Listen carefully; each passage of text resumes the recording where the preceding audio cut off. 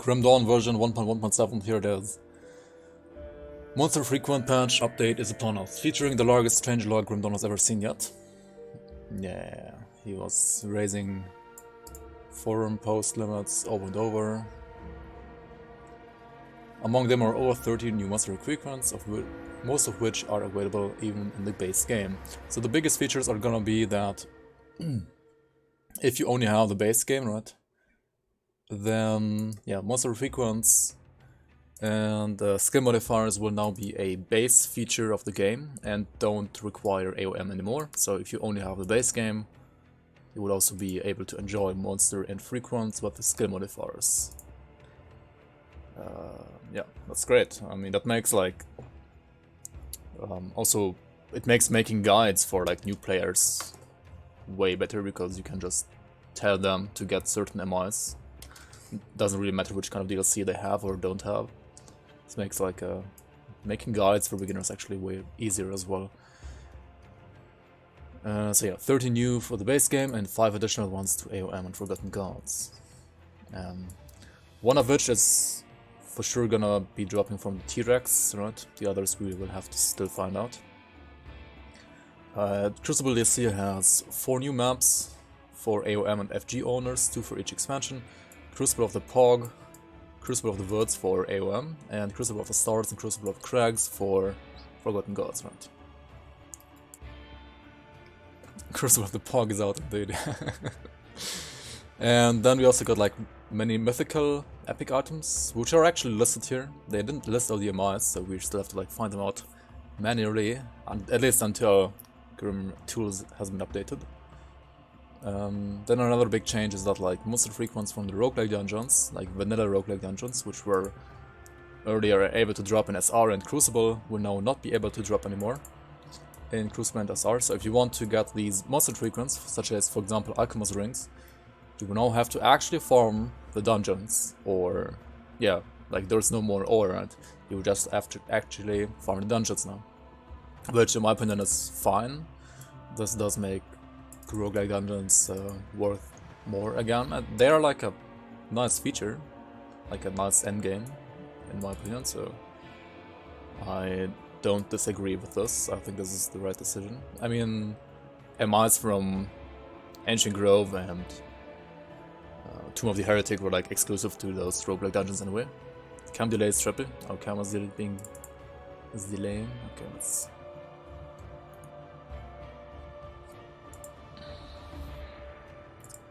I hope it's better now.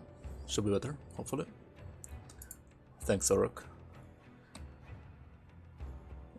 Some tech issues, I mean, whatever. No idea about this actually. This is huge for physical and aether builds. Physical builds that were like not X to physical conversion builds, which could bypass armor, suffered from armor, right? Like flat physical builds, especially like dual wields physical builds, were kinda underwhelming compared to, say, builds that convert like other damage types towards physical. And because of that, they reduced, or rather removed, bonus armor for monsters in Elite and Ultimate difficulty, and from multiplayer scaling. So like armor will be way less now on Elite and Ultimate. And because of that, physical, especially like things like dual wield physical, Warborn Cadence for example, might be a lot better now actually than before.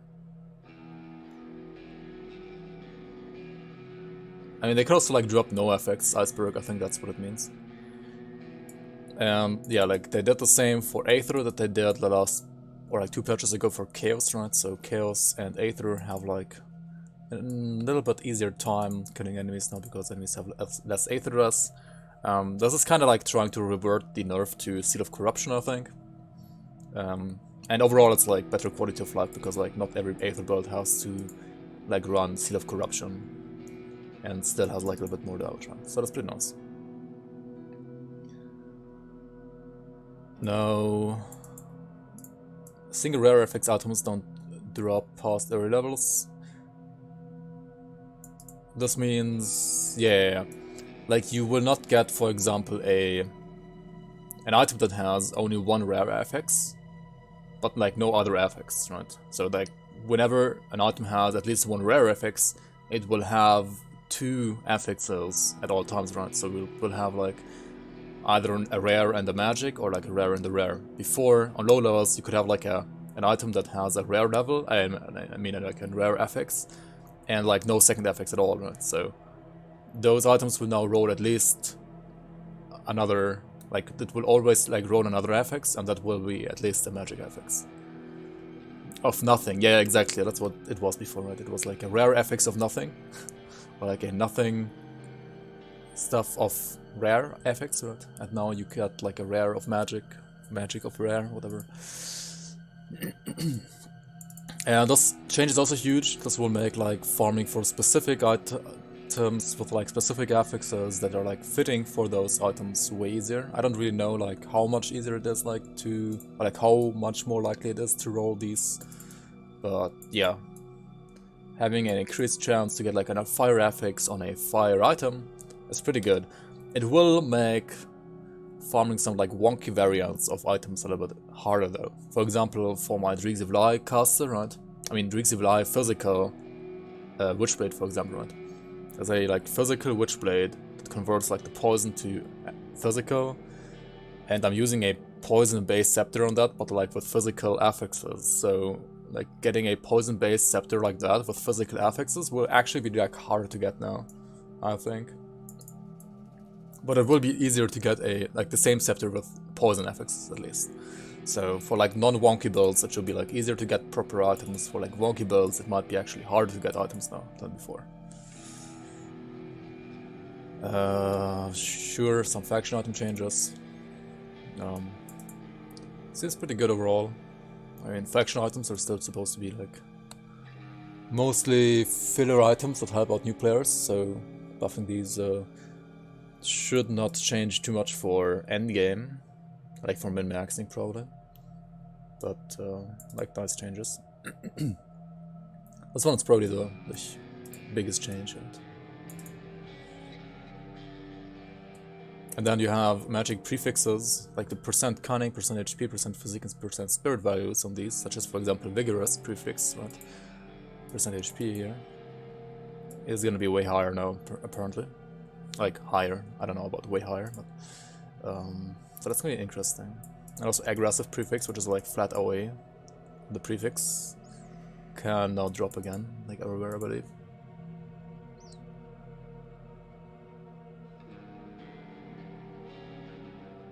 I don't think so, Igor, but welcome in. I mean, they just release patches whenever they feel like.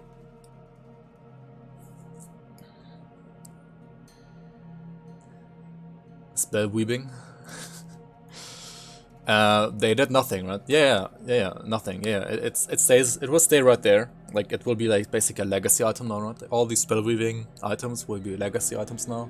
Like spell weaving will no longer drop, but if you had a spell weaving item before, you will still keep that item. They already like clarified that, I think, like a month ago. But yeah, that's how it will happen. Yeah. So yeah, all these spell weaving items, at least for endgame, are kind of like legacy items now.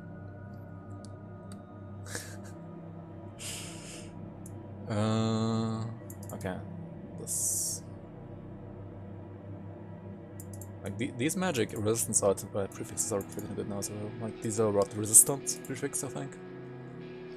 This is pretty good now actually. Like single resist prefixes were kind of bad. Like you needed like double or something like that. That's a good change as well. What else? What else?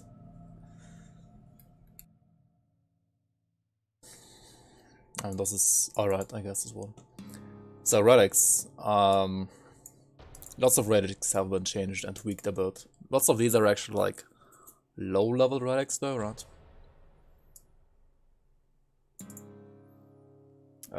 If you take a look at like most of the retaliation stuff that has been changed a bit, most of it seems to nerf physical retaliation by removing all retaliation damage bonuses and instead like either adding fire and acid or just acid retaliation damage bonuses. I think the same thing happened to the armor of the 3, right? The one that was like really broken on like physical retaliation Witchblades. So like the acid version basically did not get nerfed, only the physical version, right? Because they changed the all retaliation damage towards like percent acid retaliation damage. will go up in value for traders. Yeah, if this game had trading, then spell weaving items would go up. But the thing is, like, spell weaving wasn't like a good affix anyway, so even if there was trading in the game, I would not think that it would like go up that high, right? It's not that great anyway. It's like alright, but not very great. I wonder what they did to Blight, because I was using like Blight the other day to level the Witch Hunter, right? And it was really great. Maybe it actually got nerfed. I'll check it out later.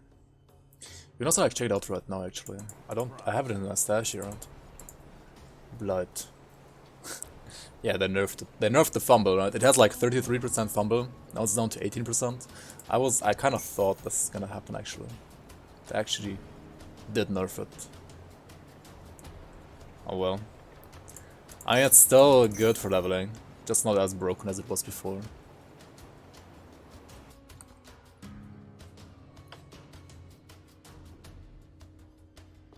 Haunt got changed, right? Haunt is a pretty good, or like, not good, but a huge change actually. They nerfed the RR to 8% only. That's a pretty huge nerf, I would say actually. I'm sure you get more HP now, but it's still a nerf, right? Dark mode set for Achilles Shaman with bleeding vitality damage. I mean, yeah, it's still good. I mean, it got nerfed, yeah. I don't think it still got nerfed into like unplayability. It got nerfed a bit. I mean, it was like probably, I don't know, top 3 strongest sets in the game before this patch, so I think it's still gonna be good. Maybe not as broken anymore. I'm not gonna go over like every single change here because these are like, I don't know. I think most of them don't really matter too much for endgame. I think I didn't really like see some that are really important, except for maybe like, I mean, Serenity getting movement speed is, I don't know, why would you buff Serenity, right? But I mean, okay, Serenity got buffed, I guess. Components are more interesting though, because I mean, lots of these got changed a bit, like lots of them got buffed actually. And the most interesting one is, for example, Black Talon Morty-A, Aether Soul Morty-A, right? These are really good for leveling, also like early into endgame if you don't have like better components yet, these are still really good. Attuned Lodestone, increased OA is also pretty good, I guess, but people don't really use this, right? Oh, it's always Arcane Spark that got used, right? Yeah, Arcane Spark is pretty good now, this one. Disruption resistance if you need it. But I think Disruption, you either want like 100% or you don't really care too much about it, right? Corpse does increase HP and Wit Rest to 10%. So yeah, can be used more often instead of Soul Shard now while leveling, I guess. If you can like use it for the Wit Rest, like if you have enough Wit Rest.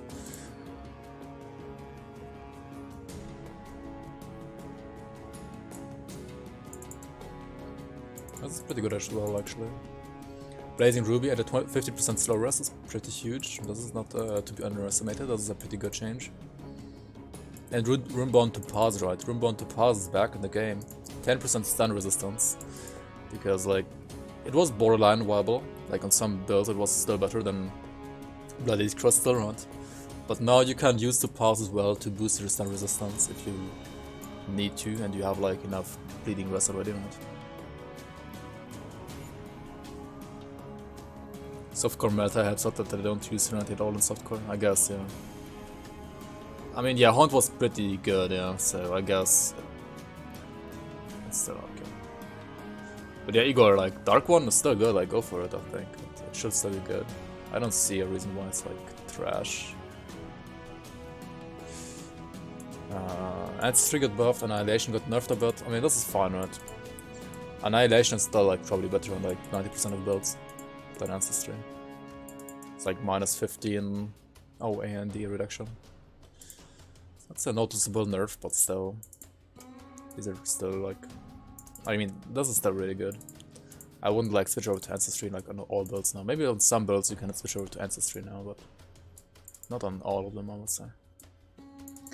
Increase damage to Seal of Blade skill, I mean, alright, Seal of Blood, increase damage to this, okay. Yeah, this was needed for sure. Seal of Corruption, increased damage with the granted skill. That's alright as well. I mean, Seal of Corruption was kinda meh after it lost its RR. Right? Seal of Destruction, reduce fire and lightning damage, increased burn damage on the skill. Okay. I mean, I never really used this too much anyway because it's only like a filler ability for fire and lightning damage builds. I think people on softcore, like Crucible speedrunning, were like using this way more than I was. Seal of Shadows, reduce weapon damage on the granted skill. Yeah, this was pretty good. I'm not sure if it deserved a nerf though, but maybe. Seal of Skies. Now I don't really know why they buffed this one, because I think it was like as well used a lot by like people in the Crucible. But I guess it got buffed actually. Seal of the Night. Yeah, this is like what I really don't understand too much. Like, why did they nerf this one, but actually buff buff Skies, right? I thought Skies is kind of like better than Night already, except for when you need like the freedom to spam, like to just shift attack. Like you can shift attack with this, but you cannot with this, right? Not sure. Seal of the Void, increased damage on the granted skill. That's pretty nice for the like any dual wield ranged attack characters, or like Fire Strike Many as well. I like this. Pretty good. Vengeful Wraith. Whatever. People are not gonna use it in the end game, right? Probably. Jawbone, increased attack speed to 5%. It's like a cheap attack speed component. If you don't need the resistances, sure, it's not bad. Wardstone is gonna be pretty nice for leveling. More round speed, more bleed, and matter rest, 18%. That's really good for leveling actually. Now you have like tens of thousands of my changes, right? Which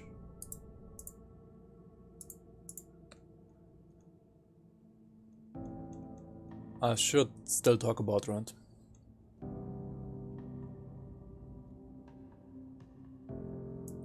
Also, this one is huge, right? In addition, Nemesis, Monster, and Frequency will now always have at least one rare affix. So, Nemesis Monster Minds are gonna be... Like, it's gonna be... Like, by default, you will get like a single, like a double rare, right? Like, rare base and like one rare affix and like one magic affix on the other side.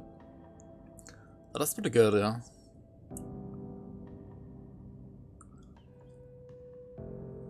Riftclaw Slicers, what was this even? I have not missed any Riftclaw Slicers myself, but maybe because I just didn't need them, because I never made a build around them. So actually I did not notice that's not dropping.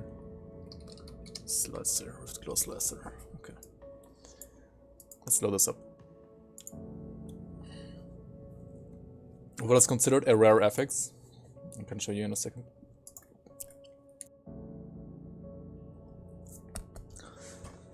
A rare affix is, well...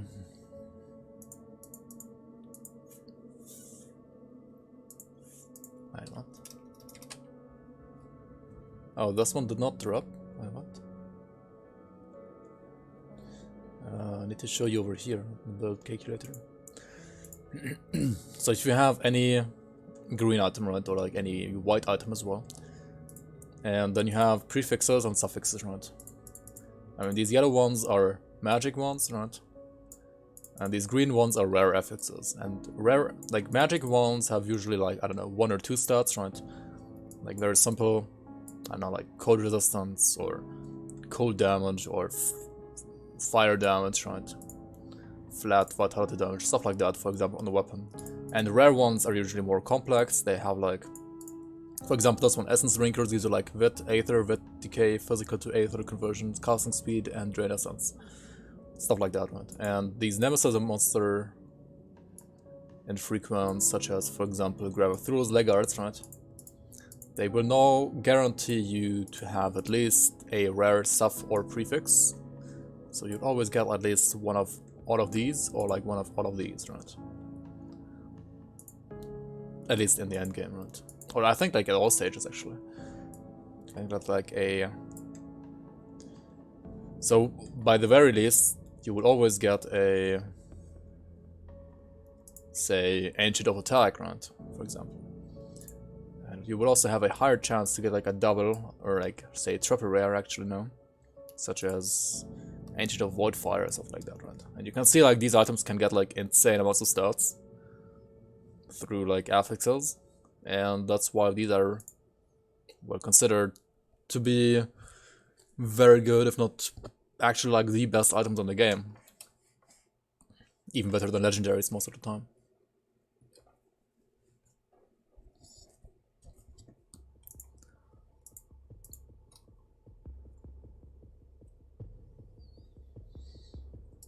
So, Aether Warp Cleaver.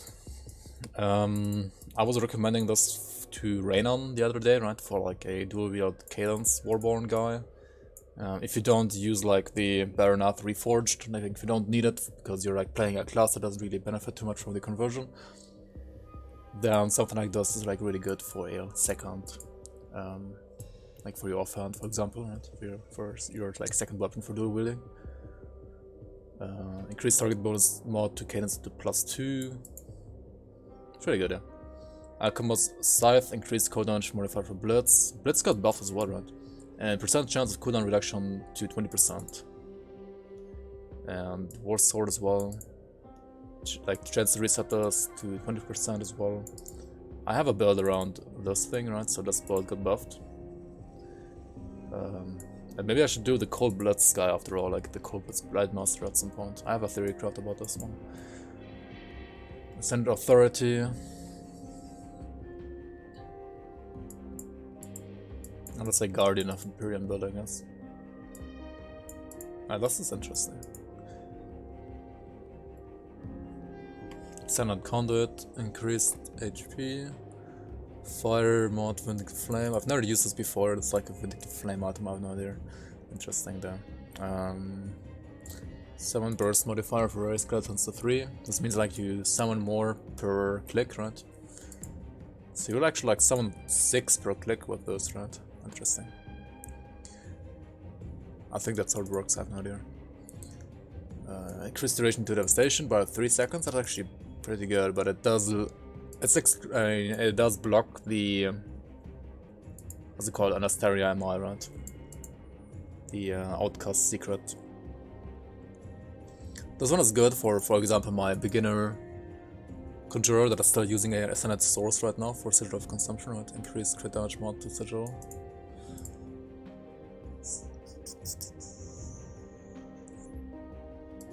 Attack speed mod for Maven Sphere. It's a helmet as well though. Like helmets are always kinda hard to fit in onto your builds because helmets are very often like used by sets already, right? Mythical Everest of Miscellaneous. Yeah, I already got it.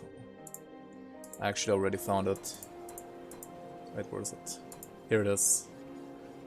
It's basically the same thing, right? But if you're like in need of resistances for endgame and you have a free amulet slot, feel free to use Mythical Everest of Miscellaneous, right?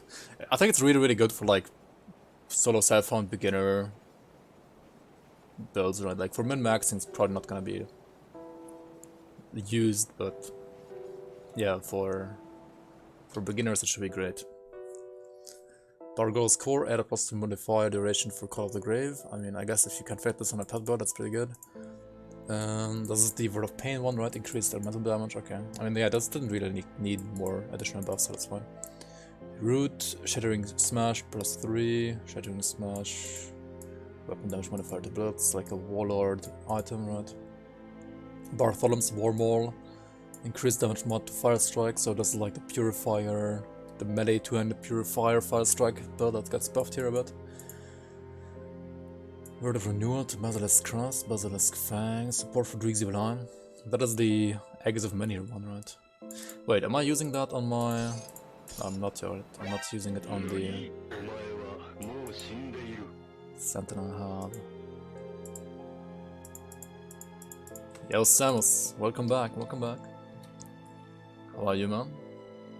Thanks for the resub, thank you for your support. 28 US means pulling up on black Ford Raptor trucks.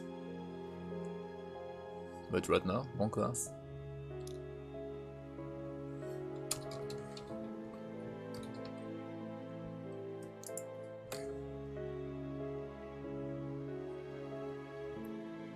Wait, is that like... that's probably like a joke that I don't understand, because I'm like not Australian or something. I don't know.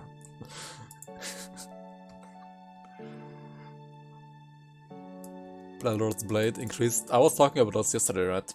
This was pretty insane for maybe like a Shadow Strike build as well, right? If you use 2 of these, you have like 16% reset chance.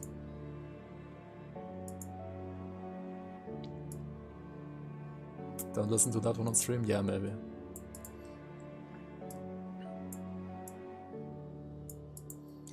Bloodlord's Vengeance, plus 2 arrows Senjure. That's great, I guess. Bloodlord. Let me check out these mods here. So this was the one that I was using on my Witch Hunter as well for leveling, right? Which was pretty decent actually. And Bloodlord's Vengeance. Pierce and Chaos to Fire to Ascension. Oh, that's pretty nice for Paladins actually if you like add +2 Senjure to this, right? Yes, solid for Paladins, I guess.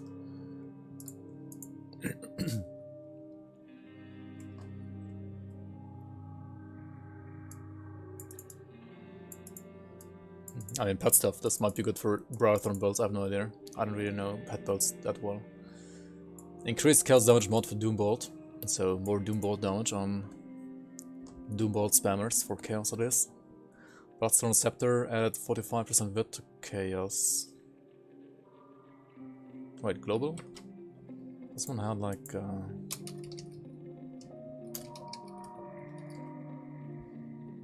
wit to chaos to solarize Witchfire before.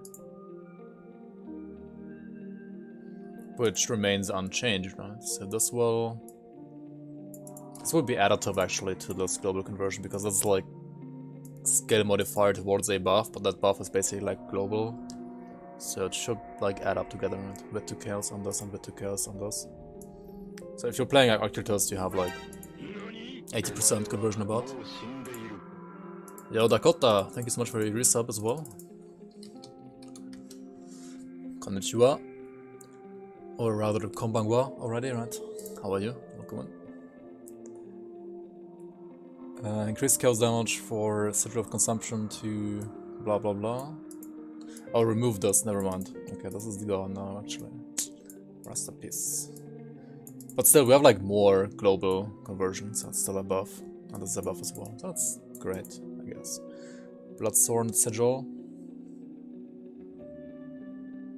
Ignafar.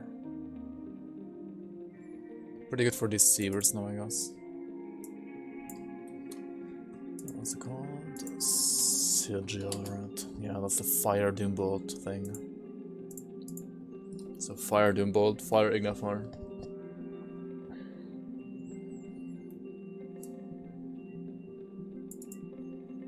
Increased Visitors for pets, okay. Increased health, okay. Bone Blade, increased wound damage mod to bloody pox to 90. That's pretty good for Conjurers for leveling as well, right? I was using this for a long time as well on the beginner Conjurer. Bone Bleach Halberd, increased pierce damage. It's a 2-handed pierce Shadow Strike item, right? The Bone Bleach Halberd actually gets buffed, nice. Bone Staff, and Cultivate to Bone Harvest. Wait, Bone Staff. That was like the only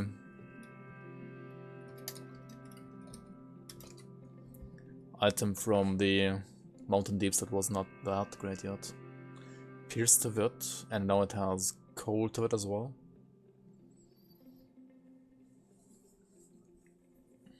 Four seconds. Wait, what? What? Oh, it's a Wendigo Totem, my bad. 4-second CDR to Wendigo Totem.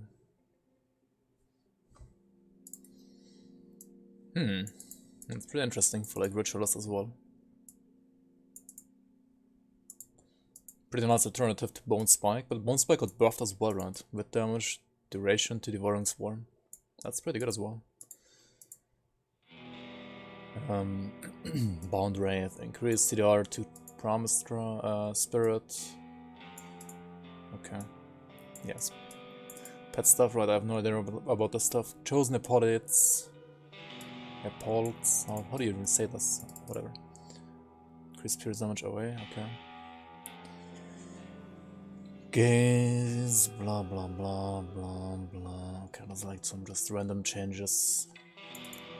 Crit damage multiplier, I mean, yeah. The stuff is gonna be like decent for leveling, but not like super amazing endgame, I guess.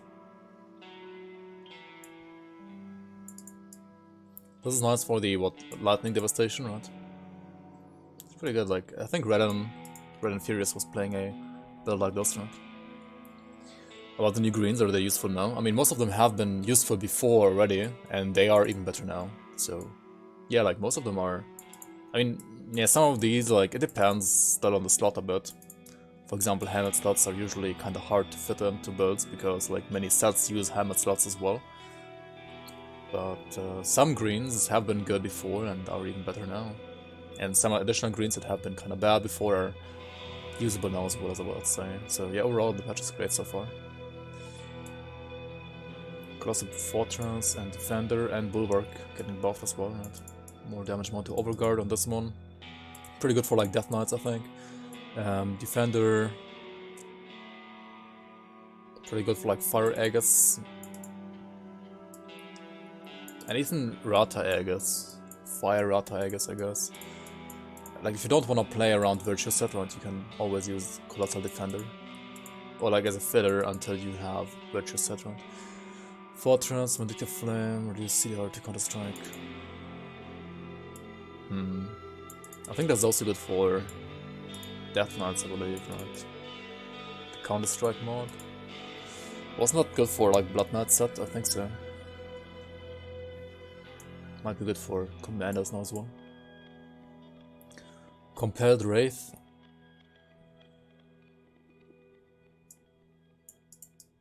Well, this is actually pretty good. Fire R to 20, minus 20 Fire R on Siphon Souls. If you're playing like a Defiler, for example, it's pretty good for this. Creeping Ring, increased acid repellent, added +3 aspect of the Guardian. Pretty good for like Retaliation Sentinels, right? Or Witchblades, I guess. Acid Retaliation Sentinels / Witchblades.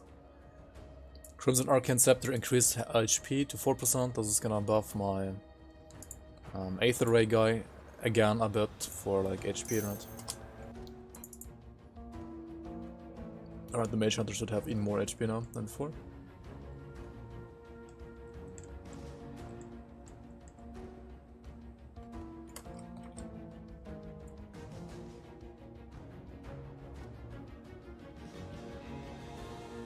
Bioceptor, also more HP here, increased poison damage mod for DE to 120 per 3, that's like another buff to my Dregs Internal Trauma guy, right? Hey RS, welcome. I have no idea what you're babbling, but welcome in.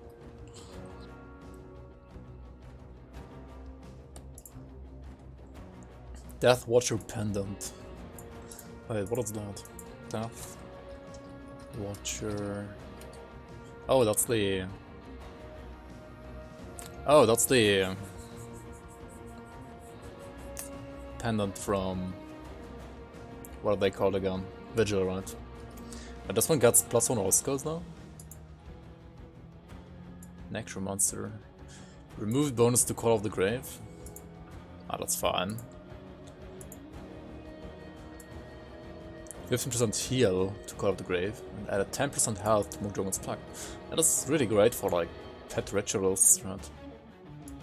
Yeah, certainly really great for pet ritualists. Like Mugdragon's Plague, 10% HP bonus is gonna be like a buff, right? Like a aura buff, so like it will also affect pets. Call of the Grave affects pets.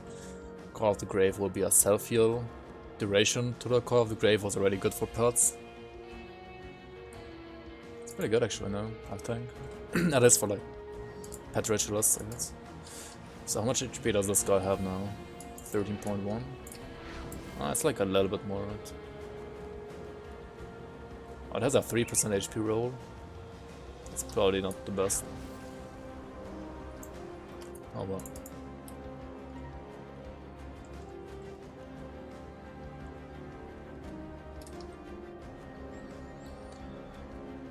Elena's Necklace. Now this is juicy as well, right? +1 Nightblade skill. skills to Elena's, which was already like really good for Nightblades, for cold Nightblades, right? This is gonna be insane for like the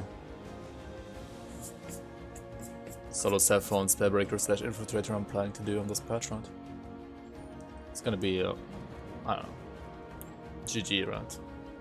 Way too good. Remove bonuses to Weight of Shadow, I mean that's fine, right? Yeah, who cares? +1 all skills is way better anyway. Added Frost burn damage modifier for the start pack and added cold damage mod for... Yeah, I mean, they even give you more damage, so it's like really good anyway. Yeah, it's great for Spellbreakers. It's insanely actually, insanely great. Flash Warp Archive, increase % all damage for pets. I think like while leveling as well as for endgame, this should be like actually... Like if you get like good affix on this, should be like BIS for endgame as well. Probably. Yeah, pet stuff, right? I mean, I have no idea about that. This is like stuff to Moog Drogon's pack, so it's kind of like pet stuff as well.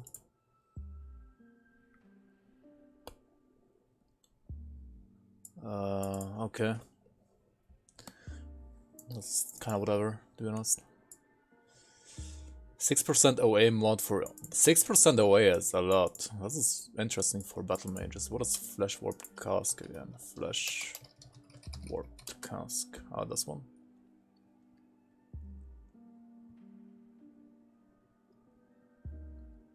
Seems pretty good for battle mages now, actually. Yeah.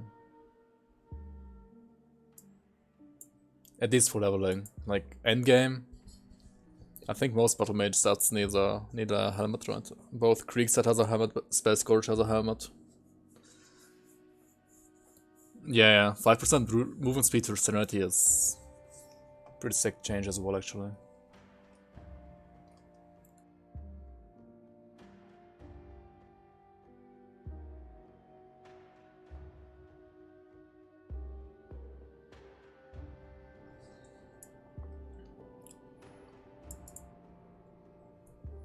This is really good. Duration, like, duration modifier to...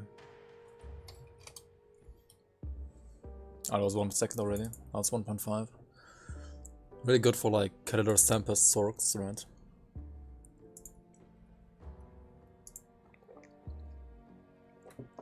But on the other hand, Kalidor's Tempest builds have already offhands, right?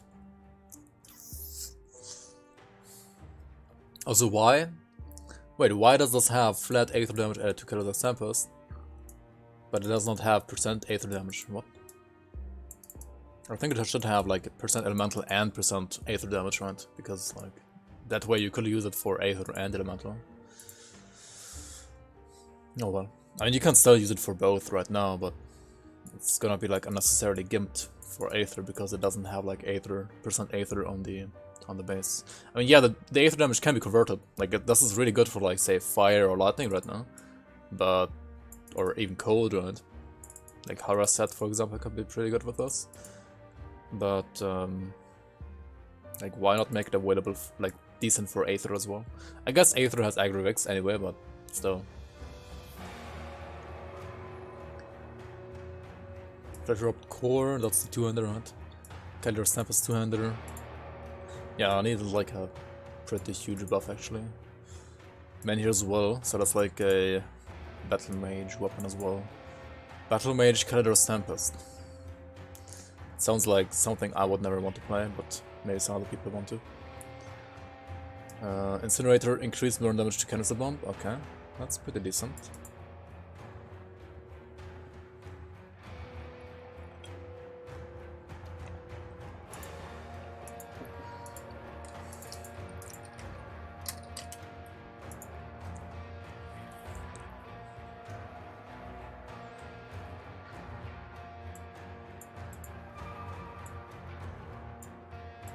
Flesh Warped Shard. What is this?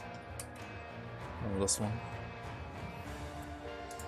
What did I do with this? Increase the metal damage modifier for Necrotic Edge and increase all RR to 30. Okay, that's a decent value. Like 30 is a good value here. 42 was kind of low. 30 is actually a good value now. 30 flat RR to Necrotic Edge is pretty good.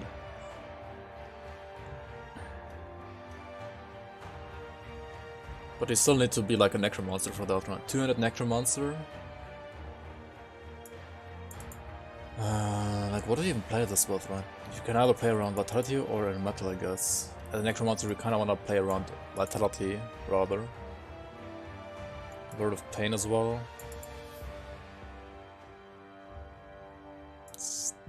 They're like a big question mark, like, how do you play this, right?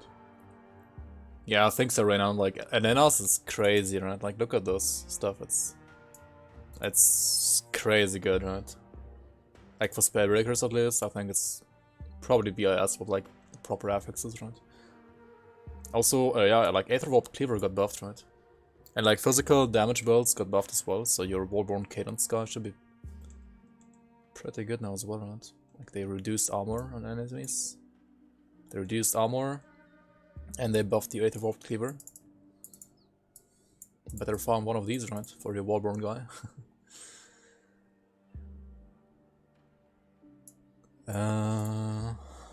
So where were we? Where were we? Fleshwarp Shard, right? Yeah, this one is still a question mark for me. Elemental RR to Word of Pain as well, though. 10 second. Okay. So, like, Elemental Apostate. 200 Elemental Apostate. You probably play those together with the Bonemonger set, right?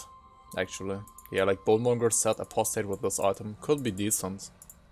Maybe. I don't know.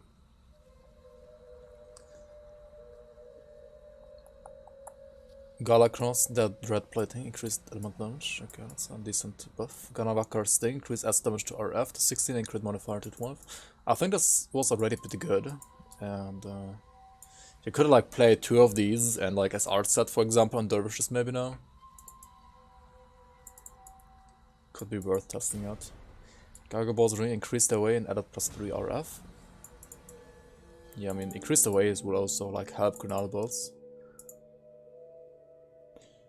I also want to like theorycraft a Granada build with this one, because this one got buffed as well. We're gonna get to this one in a second here. Gargoyle spawns, increased away, okay, nice. Increased percent resistance reduction, modifier to Bloody Pox minus 12%. Nice, but again, this is like a helmet, right, so it's gonna be hard to fit into like any endgame builds. But like for leveling, insanely good if you're playing Bloody Pox, right? Like before you're playing the Darkbone set, for example, pretty good. Global Death Effigy, PB, CDR thing. I mean, yeah, if you're not spamming, but you're mostly spamming with this anyway. Like if you're spamming, then it's whatever. Amber Effigy, yeah, this was kind of useless, I think, before, so any buff is appreciated. Sand Effigy. I've never used this. Never thought about using it. Might be decent now for bleed stuff, at least for leveling, I guess. If you say like playing a bleed caster trickster or something like that, it's maybe okay now. For leveling at least. Weapon damage modifier for Dreeg's Evil Eye to 45%. Yeah, you can have like pretty nice weapon damage stuff, right? Also I think like Dreeg's Evil Eye got changed around to like have more acid damage and like a little bit less poison. So it should be like better for spamming now. A little bit better for spamming now. I'm not sure, like Dreeg's Evil Eye was a pretty mediocre ability though, for a pretty long time now. Increased poison to Bloody Pox, whatever. Cannot craft MI, disappointed launching a last epoch. Why would you be able to craft monster frequencies? Like, the whole point of monster frequencies is that you're supposed to farm them, right? Bulbasaur's Heart, #1. Increased acid and poison damage, increased bonuses to RF, and blah blah blah blah blah blah blah blah blah. Yeah, I mean, if you want to play Acid Horn of Gander, I guess, yeah, it got buffed. It doesn't have like +1 Nightblade, so I'm not sure if you actually like want to play this for poison, acid, RF. Maybe you want to, but it even got reduced, right? Was it 2 OP before? Maybe it was 2 OP, I don't know. Didn't try it actually. Ikrix Scale, added Lightning Return and support for Resilience. Okay, so you can also use Ikrixes on like Lightning Retaliation Warders now, right? Seems decent. Aegir's Eternal Curse, added support for Chilling Rounds. I don't know why you would like to play Chilling Rounds with us, but okay, interesting. This is good though. Increase percent weapon damage modifier for ABB to 40%. That's a lot actually. Yeah, makes me wanna like make the ABB spammer again. Eternal Vigil, added support for PB. Like the Magnetic Burst actually. That's pretty good for like Cold Reapers, I guess. Yeah, I missed +1 on that one as well, but I think, yeah, it might still like be a good amulet without it, right?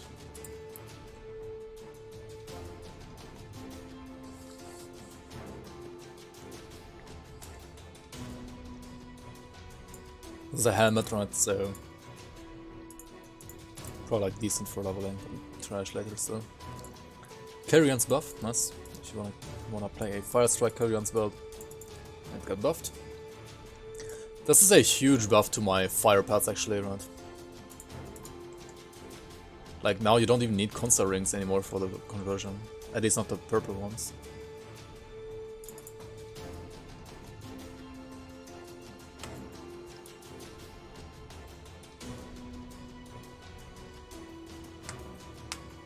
They release Afternoon Remastered Collection Command & Conquer franchise. I've played lots of RTS, but I haven't played like lots of Command & Conquer actually, so I'm not really that interested to be honest. But I guess it can be nice. This is also nice for like Conjurers, right? Corvin Cask while leveling. For beginner Conjurers or like beginner Ritualists, right? Pretty good. For Vitality stuff. But like later you're gonna still like use Dark One Set instead probably. Covian Celestial Halberd, increased crit damage modifier for Blade Arc. I mean, yeah, I have not seen anybody make a Blade Arc build with this yet, so yeah, I guess a buff is okay. Eldritch Halberd, 200 RF. Acid RF, 200. Yeah. I think the whole concept of like 200 Acid RF is just not that great because dual wield is always gonna be better, right? But it's still fine. It's like a buff is nice here.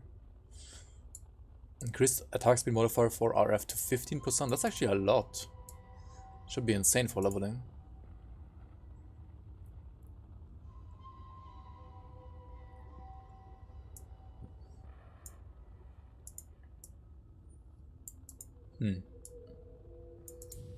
I don't know, maybe I guess we're like playing a melee Kabbalist, right?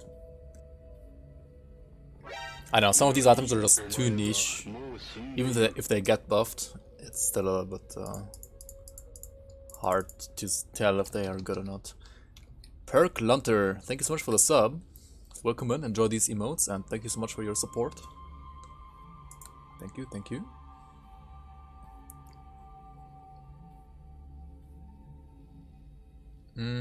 This one seems way better though, right? Coven Reaping Halberd, increased percent weapon damage modifier for Bone Horse to 60%. Coven Reaping Halberd was 40% before, so that is 20% more. So if you roll like, I don't know, Dreadlords of Vitality or something like that, like Dreadlords of Decay rather, on this, should be pretty good. I'm not sure if it's like better than, say, Nightbringer or the other legendary, right? Thank you for your beginner guides on YouTube. Glad you like them, glad they helped you out. And thank you for your support.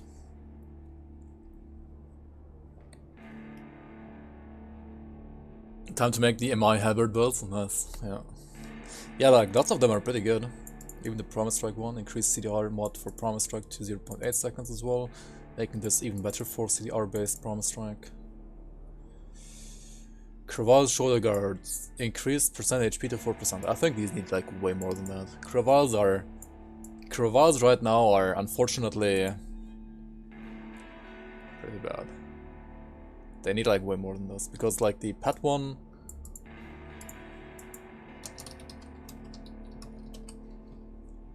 like the PB one got trashed. Like this one was good before, but it got trashed the moment they introduced the Hara set, right? And this one,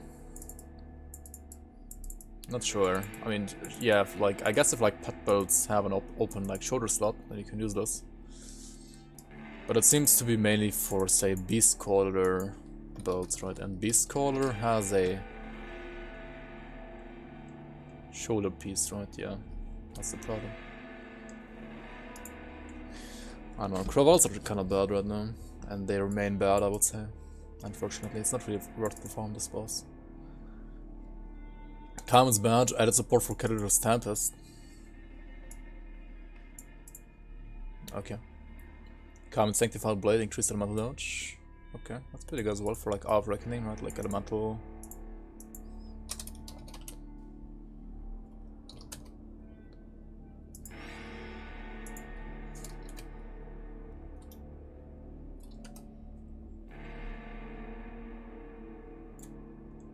Any type of like elemental damage Hour of Reckoning builds, and mostly lightning though. Lagoth, Axe, Bloodbinding. These are like the two new mice that got reduced like in the last patch for Bastion of Chaos, right? Support for Siphon Souls, increased the damage modifier for Devouring Swarm to 50, so this might be decent for Ritualist now as well. Added support for Agates of Men here, increased Chaos damage to Thermite mods to 100. So this might be good for, say, Void Soul Shieldbreakers, I guess? Or like any type of like Void Soul character that uses the Agates of Men here skill as well. Yeah, it's the Bastion of Chaos boss, yeah. On the... Is it first? I think it's second floor actually. I think it's second floor. The one that splits into like 3 or 4 mirror images of itself when you don't like kill him fast enough. That's the guy. Leaf Main Horn, increased acid damage to RF to RE to 80. I mean, yeah, that was needed, I think. Our acid already was kind of lacking behind Vitality RE, so good buff here. Trophy, Vitality damage mod for Inquisitor's Seal to 110.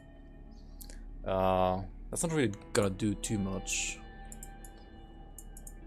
because like Inquisitor's Seal isn't gonna be like your main damage ability anyway, right? It's like a small buff, but not really anything amazing. Living Ring, increased elemental damage. Sure, like the ring was already good enough. Didn't really like need lots of buffs, and that's like a small buff only, so that's fine. Logorian's Corruption, increased away in the 8 to 4%. That's pretty good for like Aether Ray builds, for example, right? I believe. I wanted to like check out my pets here, right?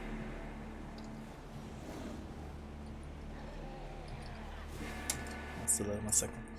Locksmear's got nerfed in the Nightfall, but increased crit damage modifier to 10%.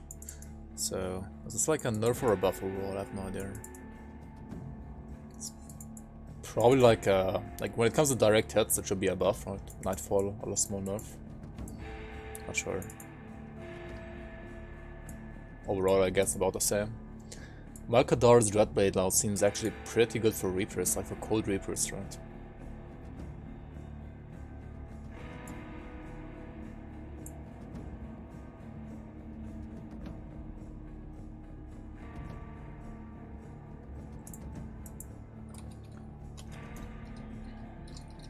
Which means, in the end, it's still gonna be better as an Infiltrator or Spellbreaker or even Trickster, probably, right?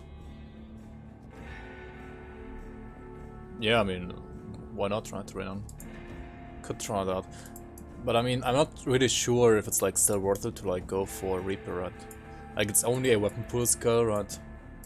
You only convert damage on a weapon pool skill, and other than that, Reaper doesn't really have good cold synergy. I mean, sure, you have the one Reaper belt that converts like your vitality damage to cold as well, so you do get like lots of flat damage through Reaper, but you have no RR, right? No cold RR. I don't know. Maybe you don't even use this art set. Maybe you use like items that give you like RR to Nightblade, right? I mean to...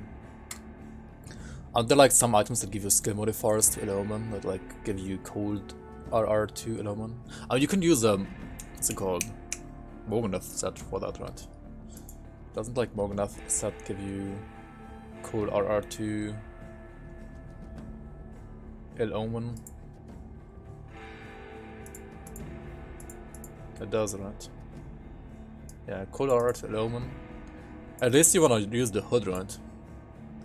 You might not even have to use anything else, but at least the hood, right? This is +1 all skills to both Nightblade and Necromancer. and cold RR to Illumine. That's already like good enough, right? It does convert Pierce to Wet though, but if you don't convert Pierce to Cold anyway, then it doesn't really matter too much. But yeah, you use like Alchemist Rings, you have like Makadars, do like 2 Makadar blades, right? Alchemist Rings, Morganath Helmet. I mean, as art set would also work, obviously, but like Morganath Helmet's probably like the best that you wanna use for damage. Also, if you use as art set, you cannot use Elena's, right? You could do like a dual Malkadar, Morganath Helmet, Elena's Amulet, then you use the Gargoyle Belt, and then for like shoulders, you just use Zentarans, I guess, or something like that. For the chest, I have no idea.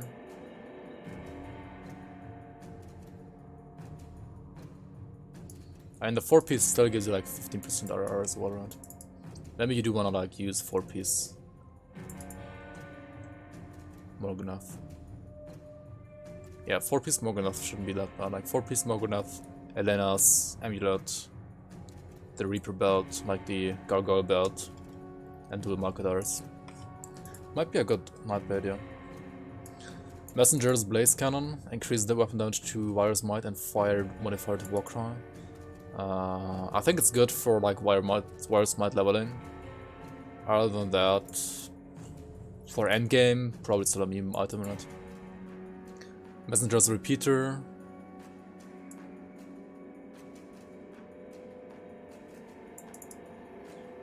This is like actually decent, right?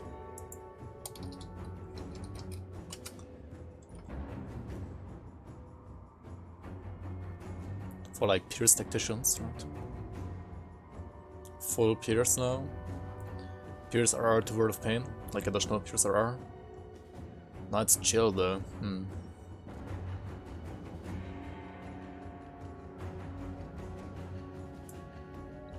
200 ranged Pierce Infiltrator? What?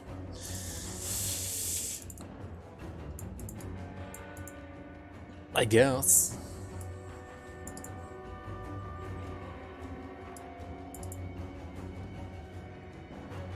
Or wait, you could also play like Purifier with us, right? Because of like Elemental to Pierce, you convert like the Pierce from... I mean the Elemental on Fire Strike to Pierce as well. You just need like another item to convert the Chaos to Pierce as well. But the Infiltrator is maybe decent as well, like +4 to both RR skills is not bad, yeah, it's not bad at all. And we'll get what? It will have like 100%. Yeah, basically it will have like more pierce damage and like 100% piercing, like armor piercing is gonna be like 100% here. Damage adjusted accordingly means that it will be reduced, right? This base damage will be reduced probably a lot. Not sure by how much then we see, right? Milton's cast increases cooldown modifier to Blitz. And 100 physical modifier to it. That's pretty nice, like early on. I was like looking at all these buffs to Blitz. I was thinking of maybe like you could actually like use Blitz as a leveling skill now for soldiers, right? That should be decent. I think Race has done it like every now and then as well. Like he leveled lots of soldiers with Blitz, right? And it seems to have gotten a pretty big buff, and he was already kind of doing it. It was like probably borderline good already, like good enough for him at least. And yeah, so you just need like Milton's Cask and then like maybe 1 or 2 other Blitz items, and you just max out Blitz and then you're good to go, right? So pretty good. Murderer's Cowl, increased bleed modifier to Ring of Steel to 250 per 3. Okay. No idea how good this really is. Because it does block Blood Raider set, right? That's the problem. For leveling should be good though. Yeah, decent I guess for leveling as well. Mutant Bludgeon, increased crit damage to 8%, increased CDR to Force Wave to -4.5. Is this gonna be like better than say the Pummeler for like Octavius builds though? Not sure. Maybe if we get like insane affixes, I guess it is actually better than, right? It should be like BIS with like GG affixes for like Octavius, right? Maybe. Obsidian Bulwark, that's the Chaos Shattering Smash item, right? I believe. Or is it the Rune of Colostor thing? This is a nice buff. 24 R2 Rune of Colostor. Crit damage modifier to Blast Shield. I think this was like already a decent item, so just getting buffed. It's gonna make it better for like some interesting. Wait, I think this one is wrong, right? The Defender was the Shattering Smash item, right? Is this like a bug? Obsidian, like a I mean not a bug, but like a typo. I think so, right? Yeah, the Defender is the Shattering Smash item, right? This one is the Shattering Smash item. We'll get +3 Solar's Witchfire. And this one gets +3 to probably either Blast Shield or Rune of Colostor, right? So this should be like a typo, right? This is not supposed to be the...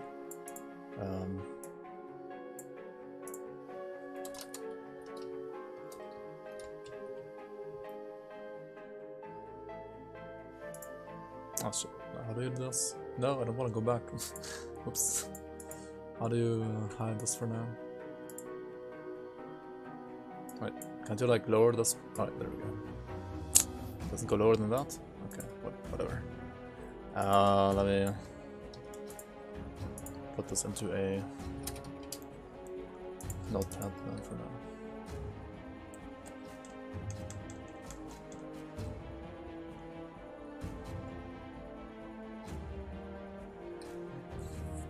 Obsidian War Cleaver. And that's the Force Wave item, right? Increased weapon damage. Yeah, like Force Wave getting buffed as well, right? Especially like cooldown reduction, Force Wave. Even for two-handers. Overseer's Eye, reduced bonuses to stun jacks and lightning terror to +2, increased electrocute damage modifier. Oh, nice. So my electrocute stun jack spell already got buffed, kinda. Interesting. I mean, it did kinda suck, right? So it's good to see this buffed. Pacta scans, increased health regen and percent health regen.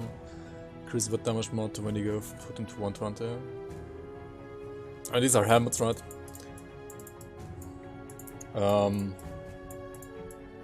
Helmets that you want to use before Darkbond set on Vitality Casters. Like Vitality Casters have like so many good helmets for leveling.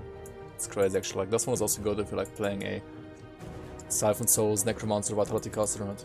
Really good. Pitmaster's Axe, increased weapon damage to blade arc to 40%. I mean, yeah, this item was kinda trash before, so nice to see this being increased. Pulsing Shard, increased crit damage modifier to Grip Spirit. I mean, yeah, AR did not need any buff, so this is fine to buff the Grip Spirit side. Putrid Necklace, added +1 Ocular Tusk, skills and removed bonuses to Beloved Reek, increased percent crit damage modifier to Beloved Reek to 4%, and increased percent Aether to Acid to 100%, which is gonna be a huge buff to Acid Aether Ray, for example. Acid Aether Ray Warlock is gonna be better than before with this item. Also added OA to Iskandras, yeah, that's like even better for Acid Ray Warlocks, right? I guess you could maybe like try to use this also for like dual wield. You still need Beloved Reek for this, right? Dual wield Acid Cabanas, maybe? I don't know. I think it's mainly like there for like Acid AR, right? Like you use those combined with the Conduit of Eldritch Whispers, right? Use this together with the... Oh wait, no, Arcane Whispers actually.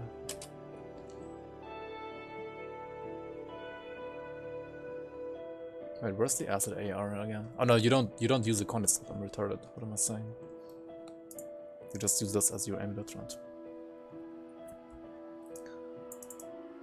I know, like, for example, Plasma Strike has a build like this. Has a Acid AR build, so that should be interesting. Rift Scourge Slicer increased acid damage modifier to Shadow Strike to 180. Rift Scourged Slicer had 35 before. No, 100 actually. 100 before, and now it's 180. That's like 80% increase, right, on the flat more damage mod. That's pretty good. Pit Master's Axe deserved more love. Yeah, it's not gonna be enough, right? It's like a small buff, but it's not gonna be enough.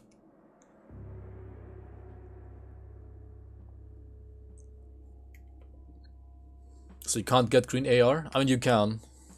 I mean, AR is like green by default, right? It's gonna stay the same green as it is like by default, right? But you can get like full acid AR. I think they didn't add it because, I mean, it's green by default, right? It's like a little bit tealish though, because it has like the Aether effect. It's not really like gonna be poison green. But yeah. While the Rattlers is home, this is still like probably the best offhand to use for Trojan Skyshard, right? Both for leveling as well as for endgame. Now it's gonna be easier to get like good affix on this, right? And it will have more cooldown to Trojan Skyshard, so that's pretty nice. We'll have like 1 plus 1 less, I think.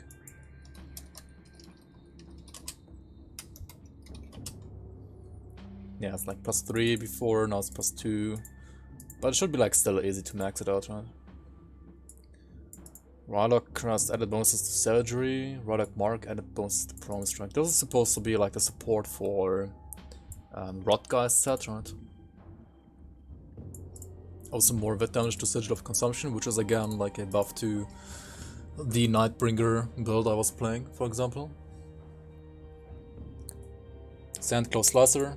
I mean, yeah, thank you. They they did remove this for a good reason.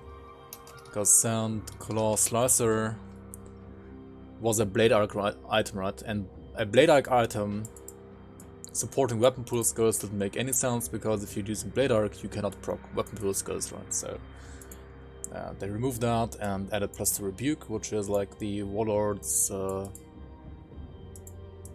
skill somewhere, I think. Like Oathkeeper's skill, this one, I think. Yeah, Rebuke, that's fine. Like that's flat physical down, that's fine. That's definitely a good change. Scarab Carapace increased the amount of damage modifier for Aura of Sender to 160. So this is like a buff to Aura Dents or Aura Fighters, right? Pretty good. Scarab Shell increased bleed damage mod to Blade Spirits and crit damage 20%. If you like playing Blade Spirits, I guess this is what you want to play, right? Scorpius Bludgeon increases bleed damage modifier per Blade Arc to 80 per 3.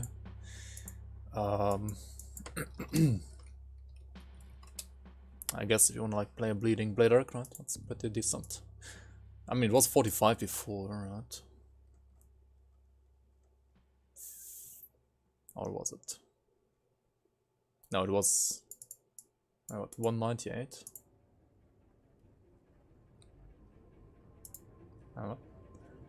It says 198 here, and whoops, it says it got buffed to 80.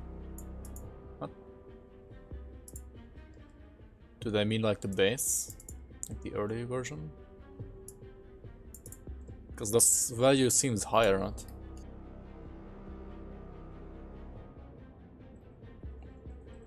Yeah, Bone Ward is also pretty good. Bone Wall got buffed as well. Yeah, probably they are talking about like level 1 version. Did I talk about the Bone Wall? It comes later, right?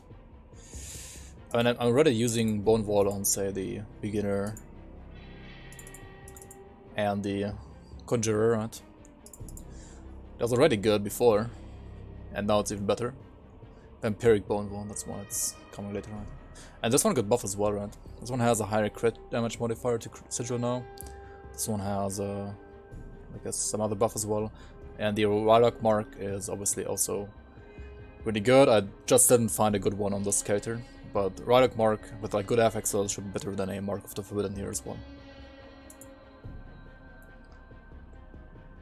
Anyways, we're gonna move on with the Scorpius Plummeler, right? Increase the way to pets, yeah, like pet buffs. No idea about this, if it's actually good or not. Probably like for, I think it's like good for acid pets, right? Acid poison pets, that's what you want to use on that. Like the, what's it called? Gall set, right? Gall set pets. Sigario's Sacred Blade increased health to 4%. Sigario's Tainted Blade increased health to 4%. Increased chaos damage mod for Flames of Ignafar to 88. So if you're like playing Chaos of Ignafar, Chaos Flames of Ignafar, you might want to consider Tainted Blade a little bit more again. Servitor's Cleaver increased burn damage mod to RF to 120 per 3. Sure, it's like okay for leveling, I guess, still would work for endgame. It's hard to make this work, I guess. That's my opinion at least. Servitor's Corruptor increased chaos damage modifier for cadence to 110.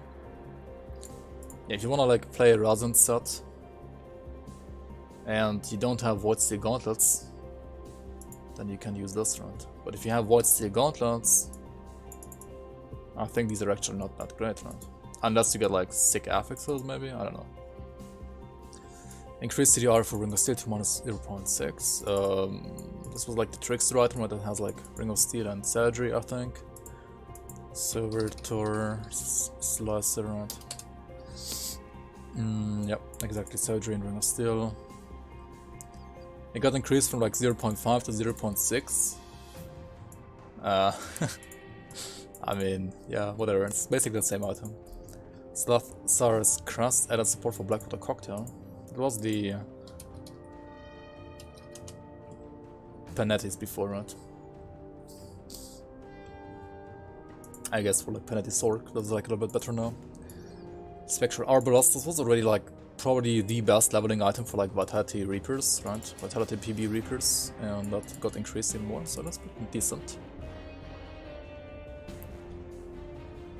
Sexual Battle Axe, blah blah blah. I mean, seems fine for Reapers, I guess. For leveling at least. Other than that, probably not too amazing for endgame because you have Microdars, right? Microdars seem way better than this.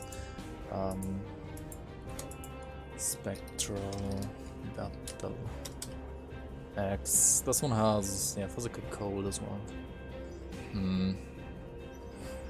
Yeah, I think it's still just way inferior to Microdars, right, for endgame. You're not gonna use this over Microdars ever. Spectral Crown, more Fizzlers of Paths. Pretty good pet item actually. Spectral Longsword, increased pierce damage and HP to 4%, that's pretty good for leveling as well. War Shield, Fixed Retail, Vit Retail, so that's like a small buff to like Retaliation Drain Essence, I guess, for like Spectral War Maul, increased duration modifier to Soften Source to 5 seconds. It's pretty good for the debuff. Increased Vit RR to 12%, that's also pretty good. Added 90% Vit damage modifier for Wendigo Totem. Yeah, it's a really solid Ritualist leveling item now. I'm not sure if it's like gonna be good enough for endgame, because like there are other items that are just better for Ritualists. But for leveling, this is very solid now. Hey, Fancy Torben, guten Morgen, guten Morgen. Steered Halberd, I don't know. If you want to play Physical Virus Might, maybe, right? I don't know. Never really tried this, if it's worth it. Probably not. Not sure. Terrax's Aether Tome. This one seems insane. It's like another buff to my... where is it? Warlock, right? Kinda want to check like the pet code on this now.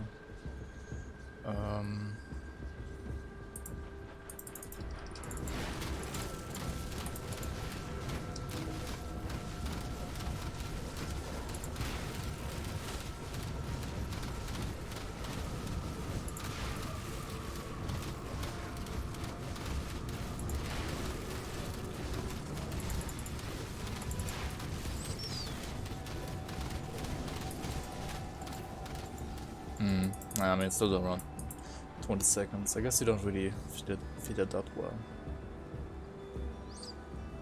But yeah, this one has like 100% physical to fire conversion now. I rolled 98% physical to fire conversion now. That should help out the build a lot.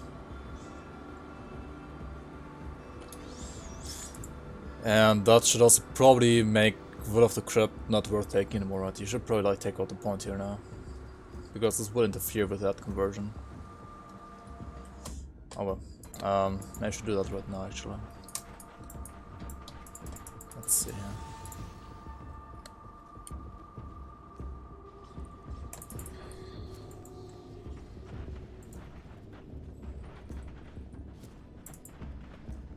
oppose you. Farewell.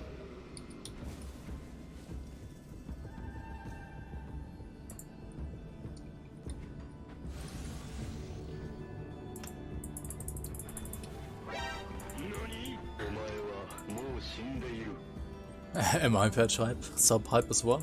Thank you so much for the sub, man. Thank you for your support and enjoy these emotes. Hello Dureka, welcome in, welcome in. And hello Super Knight.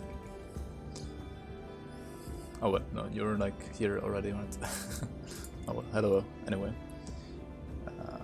Okay, please don't crash.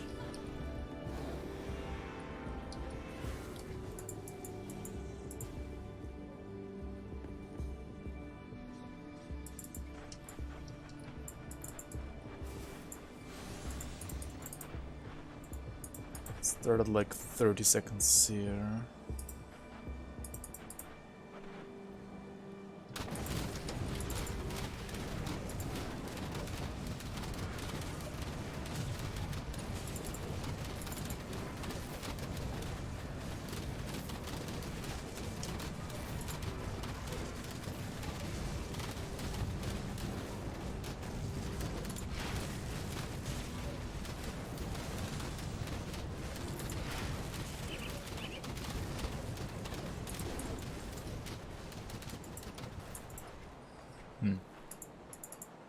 Ah, that seems slower than before. Wait, what?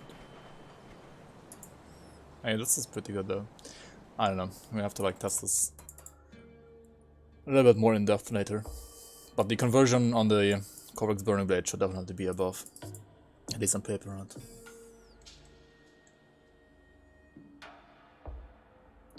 Derp Slicer of the Slayer. No, it's Puncturing of the Slayer. That's pretty good, yeah. Like, you might want to use one of those over, say, a second Belgo Slicer, right? If you're playing Belgo build, for example. So, what did I want to check out here? Trunks' Aether Tome, right? The Warlock, actually.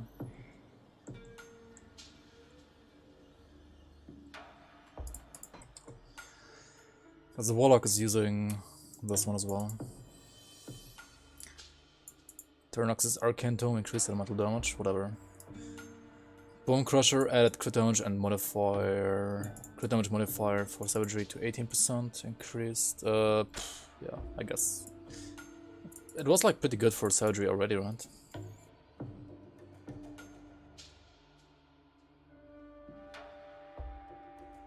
But I mean, that's only like a small buff. Agdenborg Arcane Weaver, like for elemental fire strike, pretty good.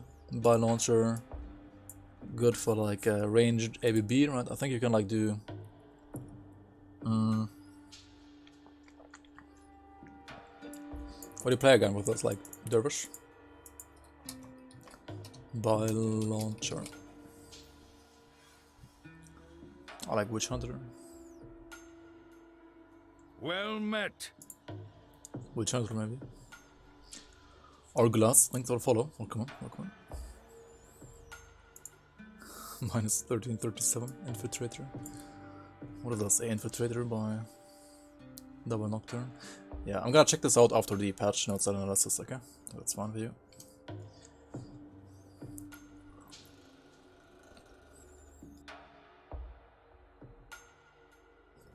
So yeah, Vampiric Bone Wall got buffed, right?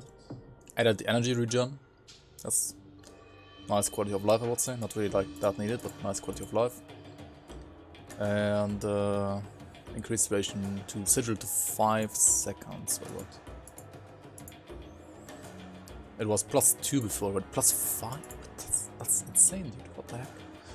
I skipped over some things here, though, right?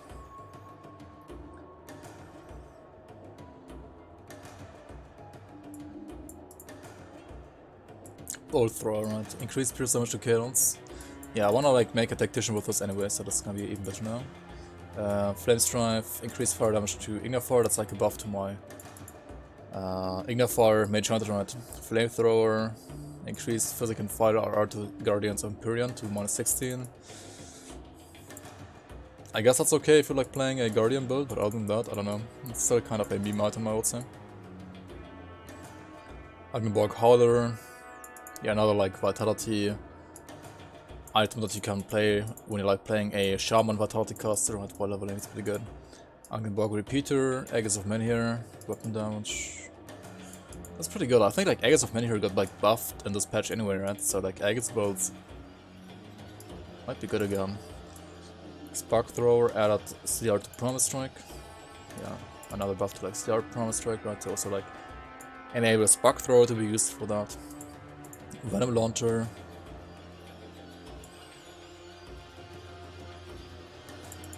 Wait, wasn't this like the conversion item? Venom Launcher. It was the elemental to acid conversion item, right? Was this used for Aether Ray as well? It might be. So, right.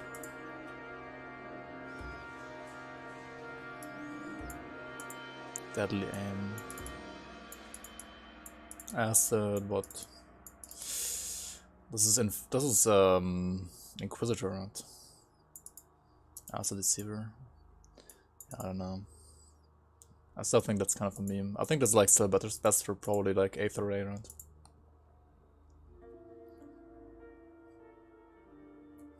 Flat racial damage?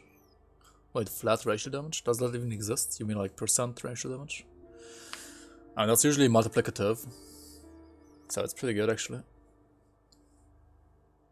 Like it scales multiplicatively at the end of like everything else. Like you first apply all the other damage bonuses and then at the very end you will deal like a certain percent more damage against the specific enemies that you have like racial damage towards, right? This is another awesome change here. Velgazor's Heart, right? +1 demolition has now to this Amulet. Removed bonuses to Granada, I mean that's fine, it was like +2 or something like that. Velgazor. Yeah, +2. You have +1 demolition now, and that's better for sure. And you still have this Pierce to Fire conversion, so this seems very juicy for like Bombermans now, for Fire Granada Bombermans. And yeah, I kind of would like to try this actually. Also, the fire damage mods to both got buffed as well, right? Wheel of the Ring increased away. That's like the Acid Ring, right? Pretty good. It was already good, so like a small buff is all it needs, right? Vine Ring. Wait, Vine Ring. Oh, this one was useless before, right? Absolutely good. Dog shit. So, +3 Aegis of Menhir is maybe gonna make this usable for like acid Menhir, I guess. Viper. Bleed damage, okay. It's inferior to Rancor, but if you don't have Rancor yet, you can use this for like bleed PB, I guess. Sand Splitter. What is that even? Sand. Oh wait, that's the one that he used for like. That's bitter, honestly. That's the one he used for like retaliation, range retaliation RF, right? I meant the physical conversion is like the juicy stuff here.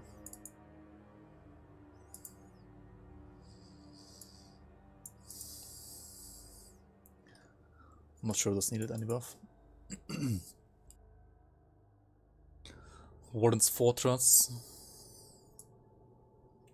And more Blitz, nice.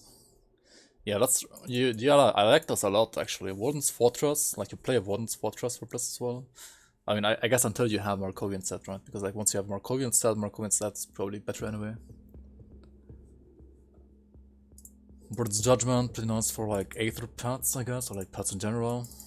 Like Necromancer, Arcanist, like pet Spellbinders, for example. We love this item. Wendigo Claw, increased bleed damage modifier for Devouring Swarm. Yeah, whatever. Nobody's gonna use this in the endgame anyway, kinda, right? Wendigo Eye, added support for PRM. Wait, Wendigo Eye? Wendigo Eye, Lord of Pain and PRM, okay. Probably not gonna be used over like, say, Mark of the Shadow Queen, right? Wendigo Gaze, support for Ray Skeletons. That's the pet one, right? summon Barathorn pet 1. So like pretty good for ritualists, pet ritualists I guess. Yeah, okay. Or like any Barathorn build maybe. So like also like Beast Color Conjurer, right? When you go Glare, added support for Blitz. Interesting.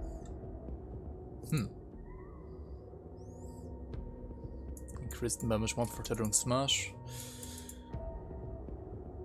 Not sure if this is like good enough or not. We'll have to see. Yet your Horn nerf. Yet another Vindicator nerf. They're like nerfing Vindicator fucking every patch, right? Alright, it's still a good build. Because like Vindicator has like insane synergy. Game files are extracted. You want some MI exchanges? I would like to see like the new mice. If that's possible.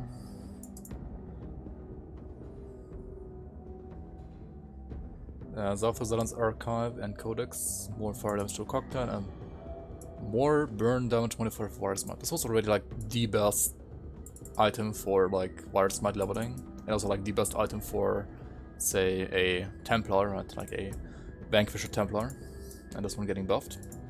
Seems good. Not sure if it was needed, but it got buffed. Epic items have been adjusted a bit. I'm not gonna go over all of these because yeah, like the leveling items are kind of whatever for me, to be honest. I mean, sure, some blues are like a little bit better now than before, but blue items still don't have like skill modifiers, right? So they aren't like too interesting, and the mythical versions also like will only have like some added bonus skills.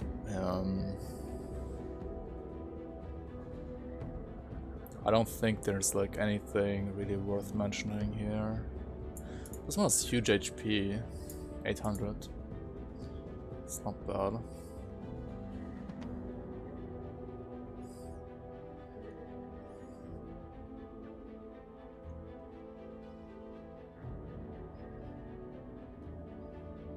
But you have new epic items from it. This is more interesting maybe. Like these didn't have mythical versions before, and they have now been added to the pool. Such as, for example, the Everest, which I already found, right? Got something you stash? So over here exists now, Mythical Everest of Andreonius exists now. So if you're like in need for some resistances, yeah, you can use this now. Keep an eye on this. What's the cooldown on this now? It seems pretty low, right?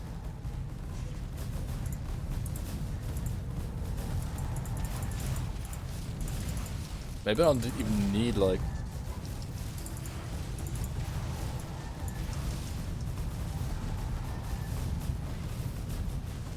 What the heck? I don't even need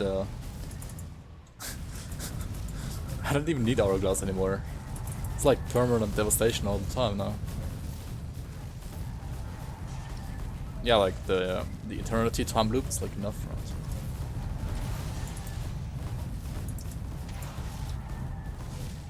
Minus 4 seconds of devastation, it's pretty good.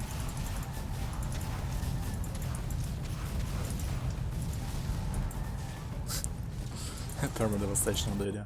Okay, that's pretty nice. That's pretty cool.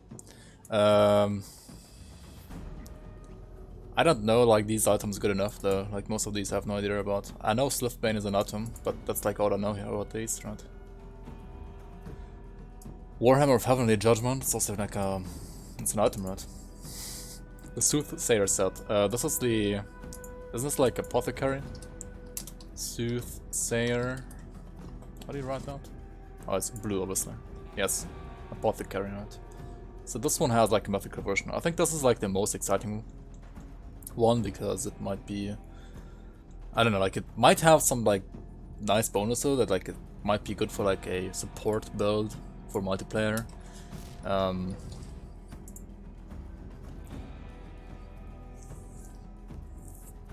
But yeah, other than that, except for like some specific items for like very specific builds, the stuff is not like that interesting, I think. Am I gonna upload this on YouTube? Yeah, I will, Gentle Bunny, I will.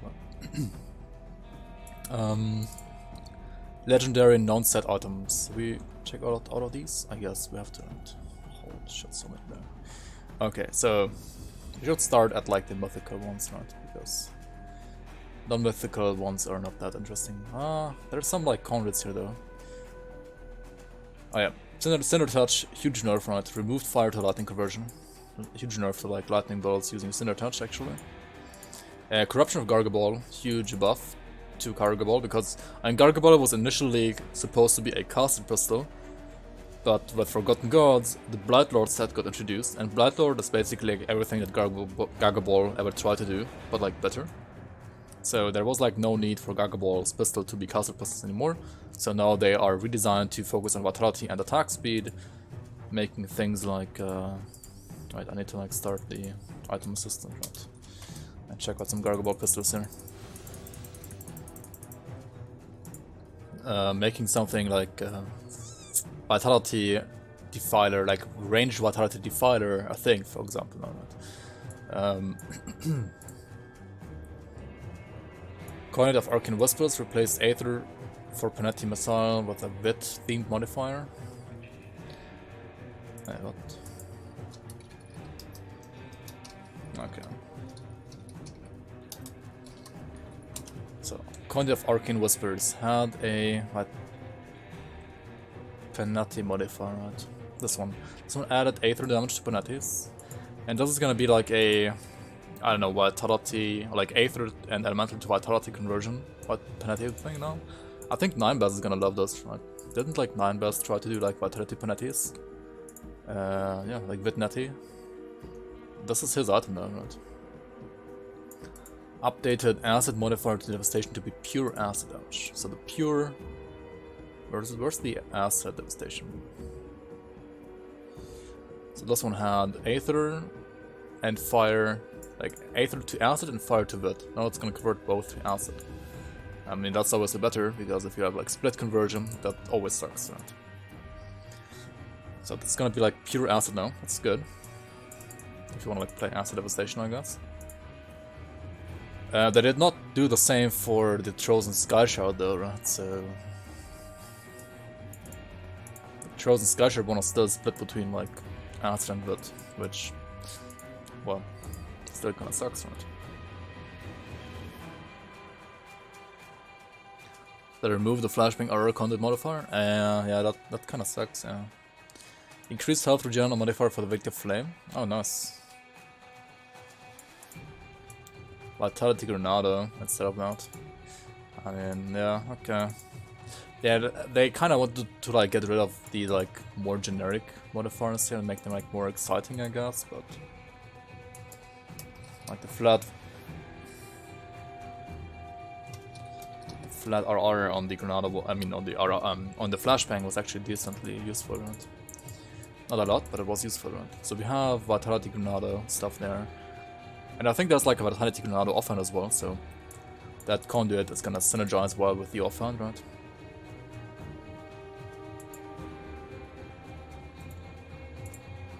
Let me check that out real quick here. Granada, right, is a legendary offhand, I believe. There it is, Word of Solar, right? This one converts physical to Vit to Granada. So I guess the Amulet is gonna convert either Pierce or Fire or both Vitality, right? Did they change Wendigo Barb? Nope. Still garbage, right? Wendigo Claw got buffed a bit, but Wendigo Barb did not get buffed, so it's still garbage.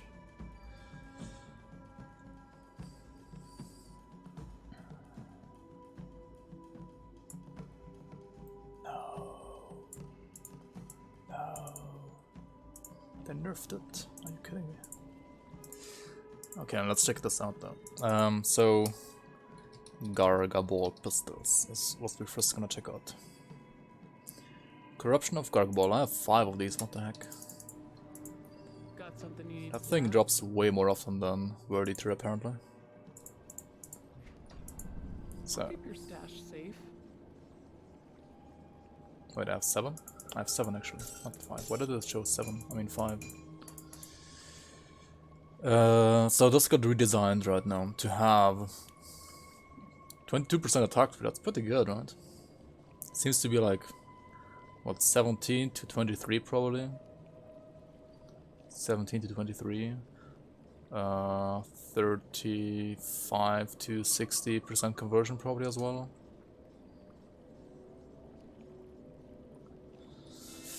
So now the Vitality Thermite Mines with RR to Thermite Mines.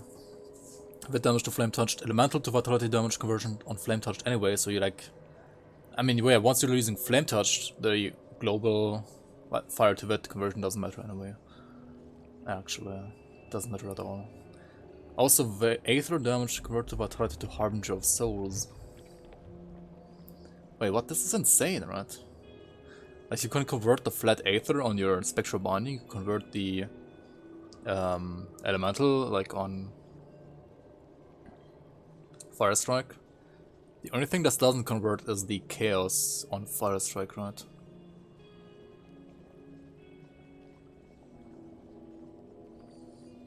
Yeah, the Warhammer is pretty cool. It has like this fire doom bolt as well, right? General Chaos, I only did a small run in the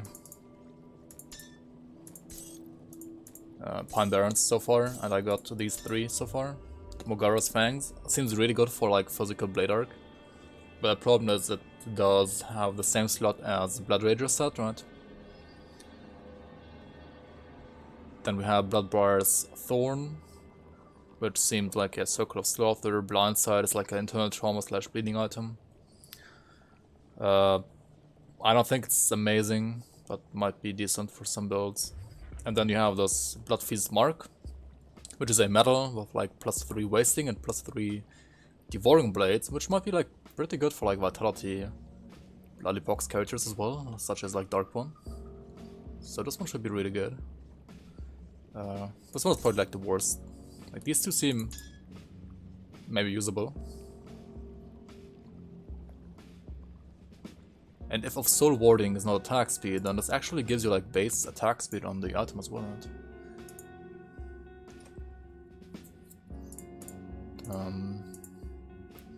Wait, where can I check this? Of soul warding, right? Yeah, of soul warding has no attack speed. So this Mogara's Amulet actually has base attack speed as well. Because Subjugators is like a pet thing, right? So this is really good. Like Mogara's Fangs are really good. And Bloodfeast Mark is pretty good as well. I think Bloodbriars is kinda meh though. This is not that good. Also I have found the Mythical Everest of Andreonius, but I mean yeah, that's like really good if you need to like fix resistances, otherwise it's not that great.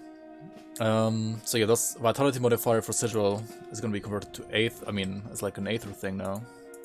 So that is a nerf to like Dark One characters using Sigil that we're also using this one. I wasn't using it either, like anyway, because I didn't have it. But if you have this, you probably have to change it now, because this might convert your Sigil to like Aether now, and you don't want to use that.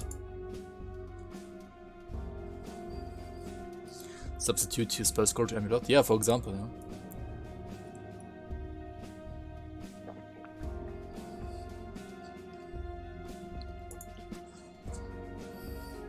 Night Whisperers updated fire modifier for Nasir to Aether. Wait, what? Oh yeah, because for firing Nasir you have the Amulet anyway, right? So this thing here is not gonna be Pierce to Fire, it's gonna be Aether Ring of Steel.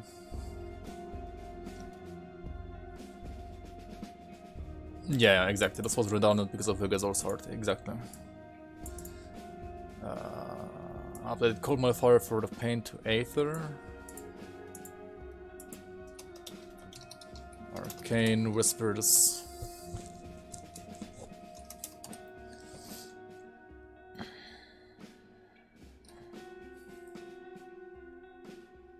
Wait, where's it?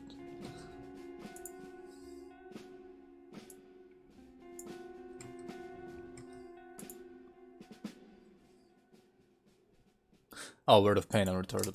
Runic Whispers, right. convert pain as runic whispers. So cold, this one, right?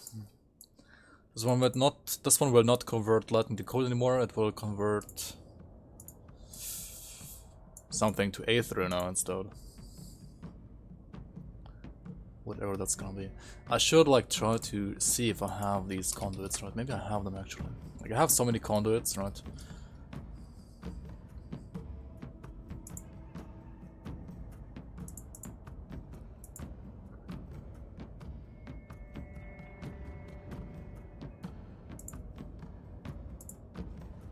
I'll hold on to.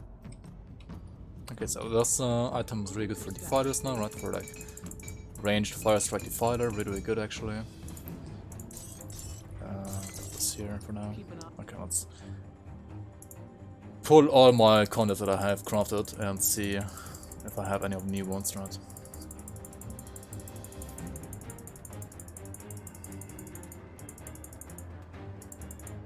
Wait, did Arcane even have new ones? Am I pulling the wrong one here? And that was Aether PRM, like with Vitality PRM now, right? And updated Acid to be pure Acid. Acid Devastation to be pure Acid. So, Devastation. So fire and Aether and fire to Acid, right? Okay, so this is now full Acid. Yo, Hans Gruber, thank you so much for the host. Welcome in, everybody. Thank you so much for the host. Very much appreciate it. How you doing, man? Did you check out the new Grim Dawn patch as well? So yeah, this is the Acid one now, right? I think it looked like the same before, but it has full conversion now. And then we have Panetti, right? Panetti. Wait, I don't have it. I guess I don't have the Panetti one. Well, I can't show you that one then. How do I have so many conduits but no single Panetti roll? What the heck? Conduit RNG, I guess.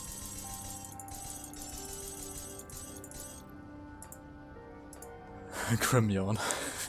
Hey Udo, welcome on. Yeah, I don't have like any like builds done yet, but still working on the patch notes analysis here. Divine Whispers. Should we check this one out? Damage mod to Aether, virus mod. No, it's like not really exciting, right? Eldritch Whispers updated. This was the Aether Sigil, right? So let's check out the Aether Sigil. Content of Eldritch Whispers. I only have like 2. I don't have too many there, so maybe this is like the. I probably don't have it, right? No, I don't have it. Okay, whatever.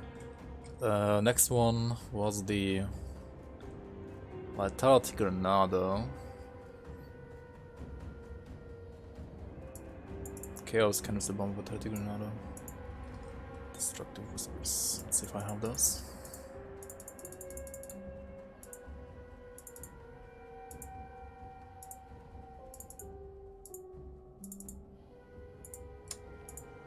I'll keep your stash safe.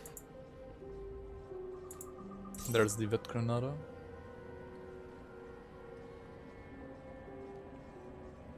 Oh wait, you just use the conduit, right, to convert also Chaos to Fire Strike. You just use this and this, and you have like a full pure Vitality. It has to be like insane damage, right?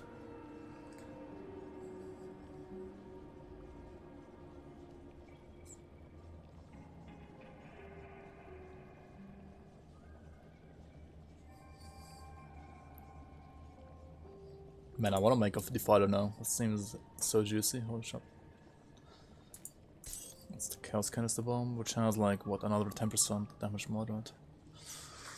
The problem with stuff like Chaos Canister Bomb is that you don't have, like, you're still gonna have burn damage, right? Like, burn damage will not be converted to Chaos. This is a Warlock, yeah. But I'm gonna switch now to... Wait, I should put these new items in here though. I should show you Granado, right? So... let's take this guy here.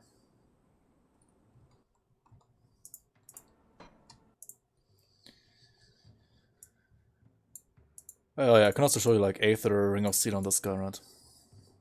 If I have it. Horn of Gander with Chaos Mod, Silver of Pain, increase Aether damage to Ignifier. Okay, Aether Ignifier. Who wants to play that? I don't.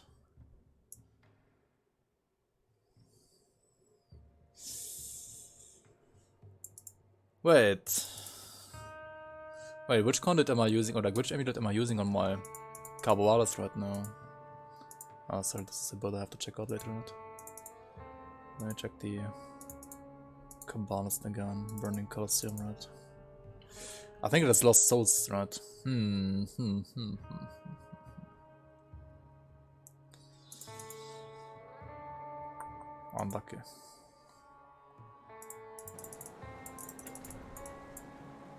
Oh no.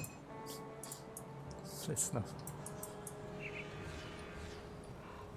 So you can instant cast Blade Spirits and Guardians now, right? From Oathkeeper and Nightblade. Pretty nice quality of life there.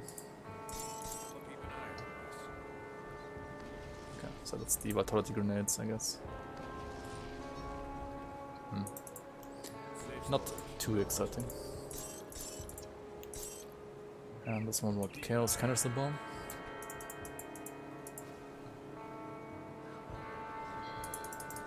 Patch up, but too lazy to read it. I mean, I think like 99% of stuff got buffed, basically. Not too much got nerfed. Oh wait, I can't start on the stash here, right? There we go. I'll keep an eye on this. This one looks better, but Safe alright. storage, no questions asked. I'll hold. What about the Night Whispers? Only have two actually. So probably don't have the one that No questions asked. you wanna check out here, right? Oh, I do have the Aether Ring of Steel actually. Okay. I'll hold on to that for Do I even have Ring of Steel on this character? No, I don't.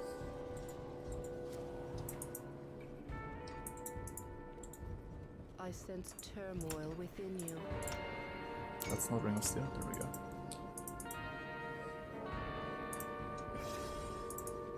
Wow.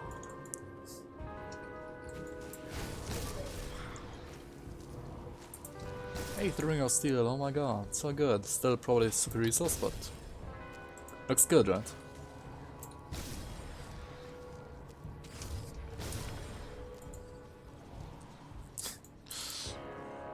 I'll keep your stash safe.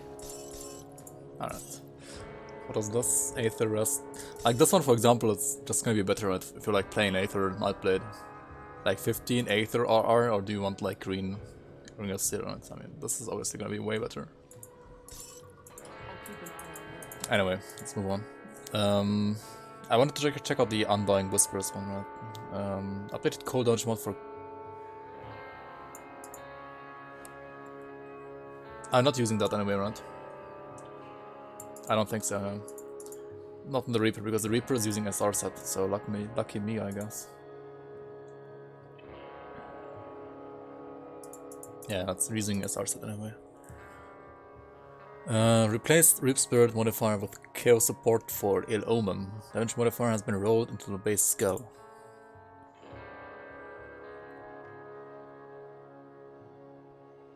What? The damage modifier... Wait. Undying Whispers. Undying Whispers, Rip Spirit. Where's the Rip Spirit? Oh, there's only one Aether Rip Spirit I see here.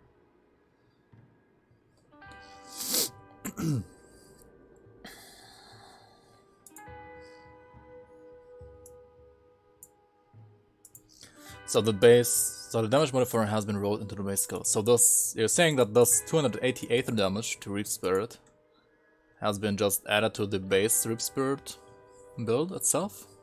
I think so, right? Serenity buff for no reason? Yeah, pretty much, right? New Mad Queen's Claw visual.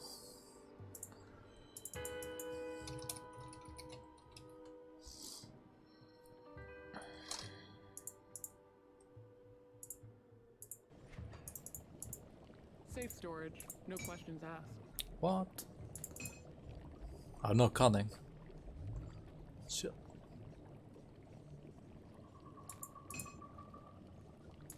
Looks like it has like 10% more acid on the blade now.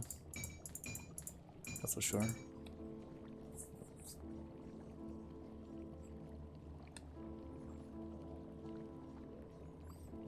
I'll keep Can't an equip eye it on though. this. Should I roll? Yeah, like Dash whatever, let's safe. just do it, right? Let's get some conning here. For science, right? Let's get some conning here. Let's waste some pots.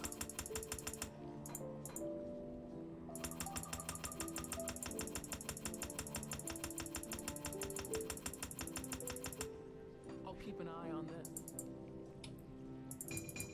Hold on to that for you.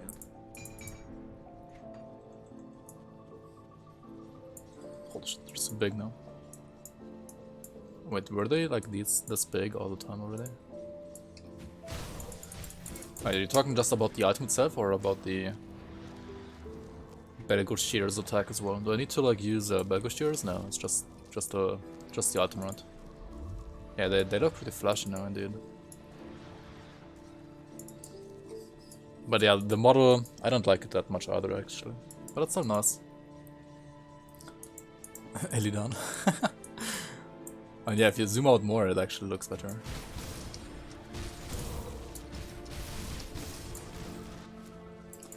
Neat. Safe storage, no questions I mean, even if you don't like it too much, it still looks like better than before, right?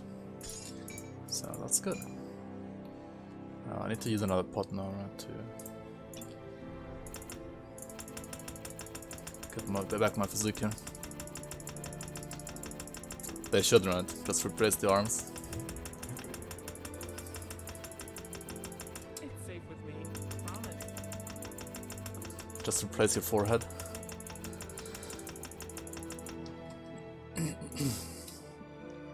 So yeah, this one got added to the base skill. So that's like a buff to all Reap Spear builds, basically. And we instead have Chaos Support for Edelman. I also wanted to see this one, so yeah, let's drop in the Conduits of Undying Whispers, right? I only have 2, what? No, I have 22.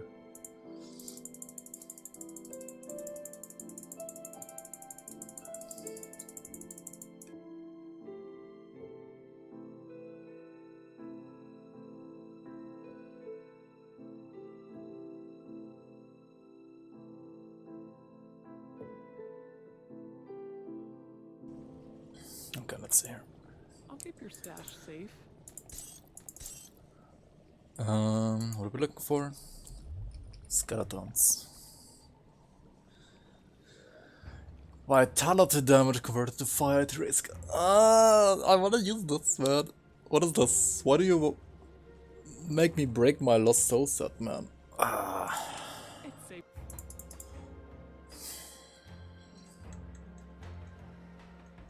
Damn it.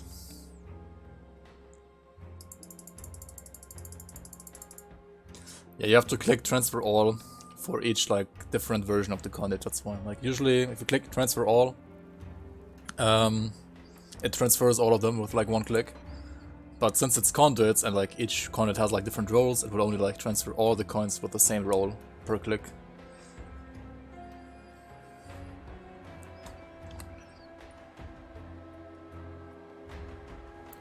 Wait, you need like 2 items now to enable the build, right?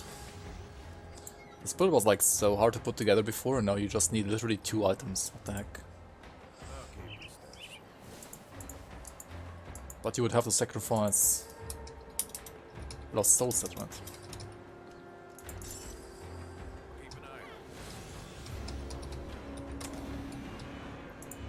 Got something stashed.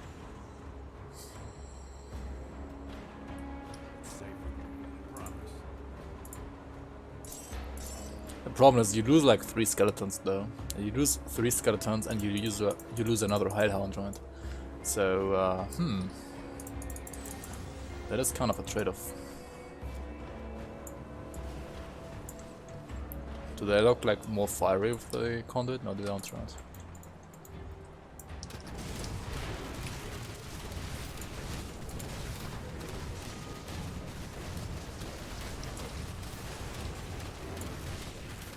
Wait. Might still be more damage, right? Yeah, even the trash boss from the first K got an MI, yeah. Kazak, the animator, has an MI now. True.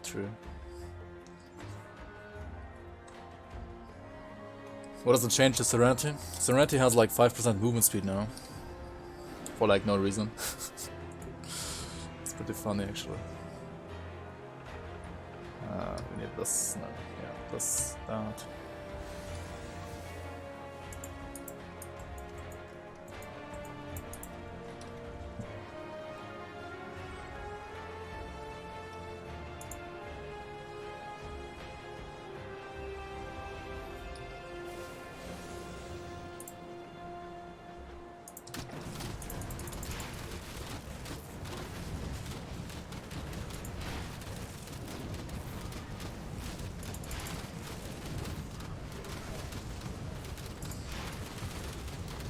No, we would have to like reconfigure the whole build, right?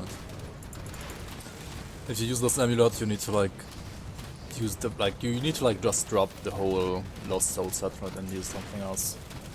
So if you don't use the 4-piece, it's not really worth it. Yeah, it's like actually slower than before now. Because I have like one less Hellhound, which gives me like more damage to the aura, I believe. No, maybe not actually, but it's still an interesting change. Will be worth considered, like will be worth considering for sure. Yeah, it's needs some proper theory crafting here. And also we have Chaos at Omen now. This one's new, right? This one is new. Should check this one out as well. Take this on here. Does it look different? It does, right? It has like a reddish dot now instead of the necrotic dot, like instead of the like aether cold dot before that. So that's also like, yeah, Chaos RR to Edoman now. Necromancer has Chaos RR now.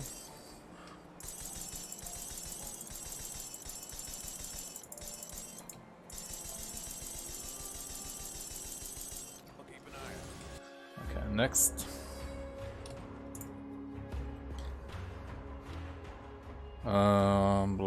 Blah blah. Cold damage when the fur. Wait, Chaos Bone Harvest as well? Oops.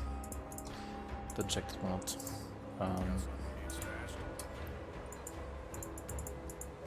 Bone Harvest. Oh, Chaos Bone Harvest. It exists. I have no idea why you would like to play Chaos Bone Harvest, but if you want to, then you can now. Kinda doesn't have the best support though. I would not really recommend doing that, unless just do it. Right? Warring Whispers updated physical damage for Blade Arc to cold damage.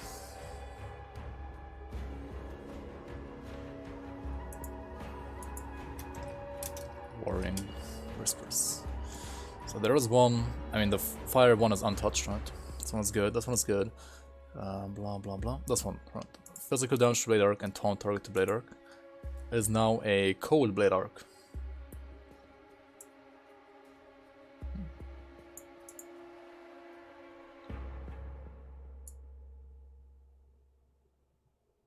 And this one is cold Force Wave now as well. Yeah, this was redundant, but the Shard of Eternal Flame, that's true.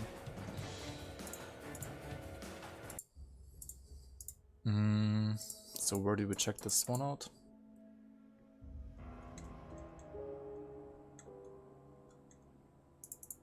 Probably with this going on.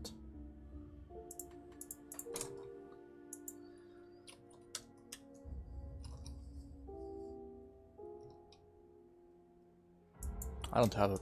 I've probably never crafted it actually. Yeah, I have not a single Warring Whispers conduit. Whoops. Oh well. Well, so yeah, unfortunately I cannot check out these Warring Whispers conduits, but yeah, if you wanna like play cold Blade Arc or cold Force Wave, you can now. And also the fire Blade Arc one that got buffed. I think Red and Theory just played a fire Blade Arc Word Eater Guys, wanna just craft some? Dude, I need blooms. I can't just like randomly throw away like 100 blooms like this.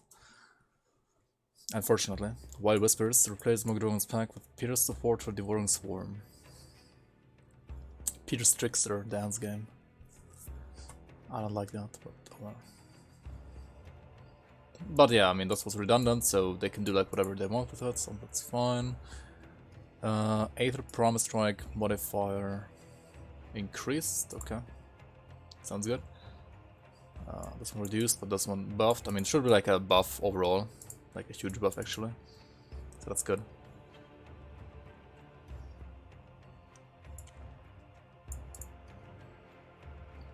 Crown of the Revenant King. Well, the mythical version of this seemed pretty good, actually. I should just like move on to... okay, Age of Sanity buffed, but I think all of these have like mythical versions as well, right? Okay, Mythical Adversary, remove pierce damage ratio, damage adjusted accordingly. This should be like a small buff overall, but not like something spectacular, right? Elemental Force Wave got buffed a lot, actually. Elemental Force Wave damage modifier increased, and also Pierce will be converted to Elemental now on top. That's pretty good. Avenger of Cairn, reduced physical retaliation to... blah blah blah, was lost in the Chthonic Void. Yeah, okay, good job. Nerfing physical retaliation finally. A little bit more. Adraka Sounds. That's like the one weird amulet or medal, right? Yeah, this one getting buffed is interesting. I mean, yeah, why not, right? Band of Eternal Haunt, +2 Penetis. For like cold Penetis, I guess. Because otherwise you'll use Invoker's Rings, right? Or like for Aether as well, actually. Aether and cold is gonna be happy with this change. Bane of the Winter King, increased cold damage. Increased cold damage for parts in the granted skill. Removed CDR. Removing CDR is huge on this because this finally makes Soulrend like the CDR weapon, and this one like better for everything that's not CDR. I mean, this one is kind of like better than Soulrend in like most spells, because it has CDR, attack speed, and casting speed. Now it only has CDR. I mean, no longer CDR, and that's good because like Soulrend has the CDR. Soulrend is supposed to be like the CDR weapon, and this one was supposed to be like the attack speed / casting speed weapon. So that's fine now. That's a good change. Yeah, like both weapons have like their identity properly now. Bladebreaker Sash, increased bonuses to more given advantage to +3. I have no idea if this is actually good or not. I guess it's better than no buff, right? Mythical Bloodseal of Chthon, increased chaos damage modifier for Virus Might to 150 if you want to play Chaos Virus Might, which is kinda not that great, I guess, because isn't like the burn damage thing that's like the good part of it? I think so, right? And added 100% Pierce there, that's Chaos modifier for it, so for Virus Might, okay, whatever. Increased % fire there, that's Chaos modifier for Fire Strike to 100%. So you don't really like need Dark Blaze anymore to like fully convert fire to Chaos to Fire Strike now. You can just use this if you want to.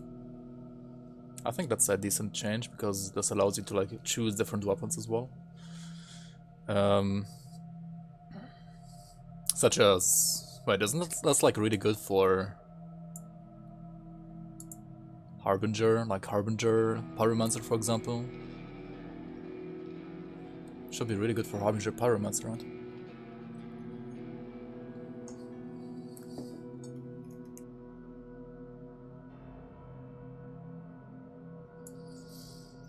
Bloodsong buff. I've never really played around these weapons, but I guess that's decent. Bone Weave Leggings, added % cold damage. Bone Weave Leggings, now supporting cold as well. I guess because of Cold Renaissance. Or like Cold Sigil. Yeah, okay. Seems fine for Cold Sigil and Cold Renaissance builds. Bramblevine, increased retail to attack to Grasping Vine, so 6%. Wait, that's a Bramblevine buff. What? Reduce % retaliation added to attack to RF. So yeah, it's like a Bramblebind buff, huh? Like a Grasping Wands retail buff actually. What? The Archon got buffed a bit. Seems good. Or like, I don't know if it's needed actually. The build already seemed really good. Jaws of Barbaros, increased bonus to Shattering Smash to +3. Whatever, I guess. Chain Grip of Hagarat, increased cold damage modifier to Granada. That's pretty good for my cold Saboteur, right? Which was a little bit... It's also like fine, but like a little bit underwhelming compared to like other Saboteurs like Nex and Ortos, right? So let's say, welcome change. Standard Scorn, increased the weight to 60, added 100% physical to fire to Virus Might and Judgment, increased burnage, blah, blah, blah. So you can use those together with like the offhand from Zelda Zeland right now. Over... Wait, what did we use before that for Virus Might? Skill modifiers, Virus Might.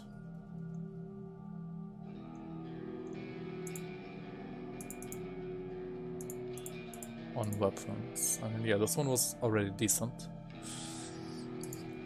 And it's now probably gonna be like BIS, right?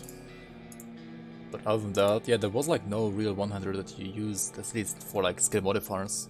I think you just use like a blue flame brand or something like that.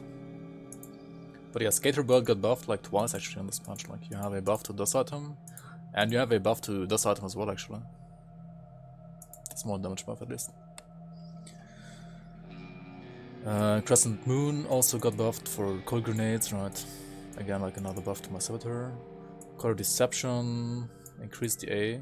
That's like a buff for my... Wait, am I not using that on my apostate? I think so.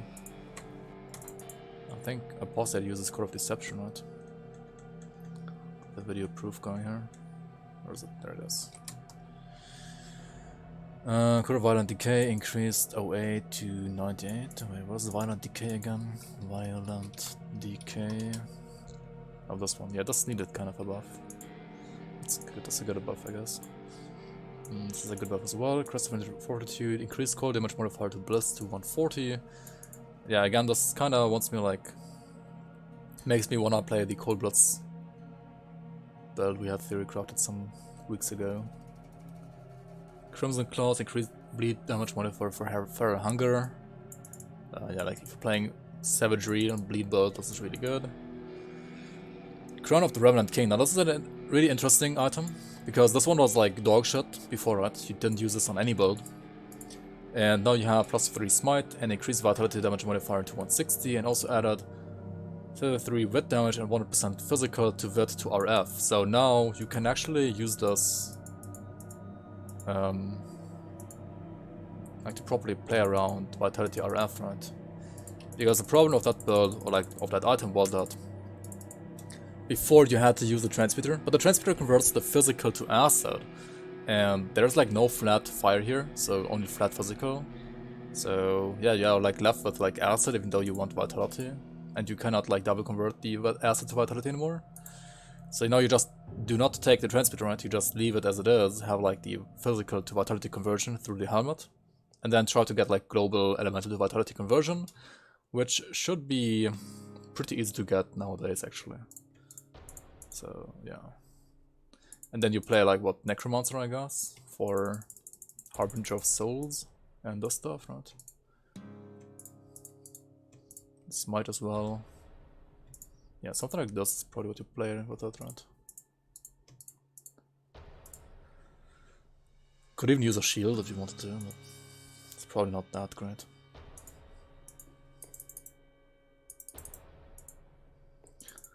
Also, yeah, I mean, I'm gonna talk about weapon pool skills here in a second as well. Like, weapon pool skills have a huge change.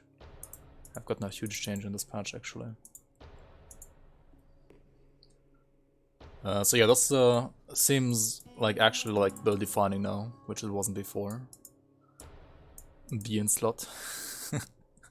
BIS, B and slot, yeah. Mythical Damnation. This is like the perfect weapon to use with this, for example, right? You could just use these two together if you wanted to. Add +2 RF, 25 wit damage, 100% fire that to vitality as well. Like, you don't even need global conversion anymore if you just use these two, right? These two together convert like all of the physical and fire to vitality to RF. So yeah, I mean, these even like standing next to each other in the patch notes kind of makes this build very obvious now, actually.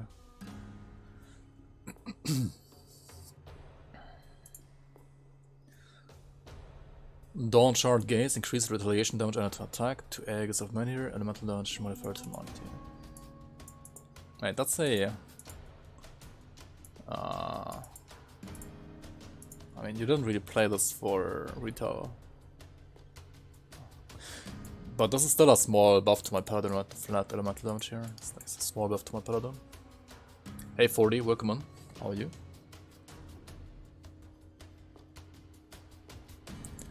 Deathbound Amethyst, added 32 Pierce Thrust, that's pretty good. Pierce Thrust is always a nice stat to have on items like this.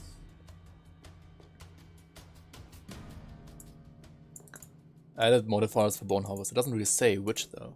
So we're gonna check this one out. Deathbound Amethyst, right. This is what you used to use also for cold Phantasmal Blades before Haraset was a thing. Unfortunately, Haraset destroyed like so many, I don't know, like I hate Haraset actually for PB. Like for PB it's... it was like the worst thing to ever happen to PB for like...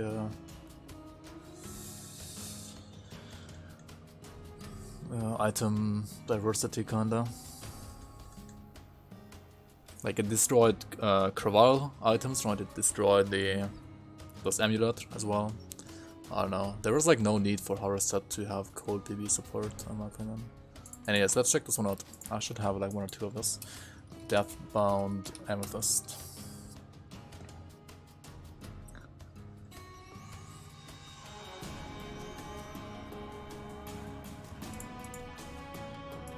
Fireblade arc so much. Glacial Ragrath Thor's Horn of Shattering. What is this? That is a spoiler item for me.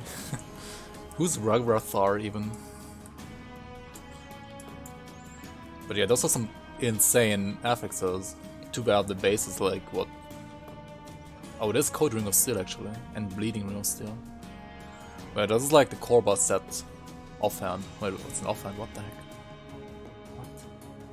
Ring of Steel offhand. The fuck?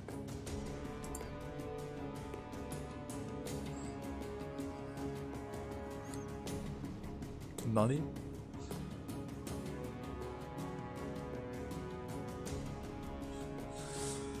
Rune of Hagrid. It's like a Hagrid item, right? CDR, Hagrid. Who the fuck is the Ragrathar? Ragra. I should have to like check the monster database, right? Ragrathar. Ragra. Rage Blood. Oh, that guy. Oh, the one in that's like next to the Muglogan shrine, right? I mean, the bleed is more like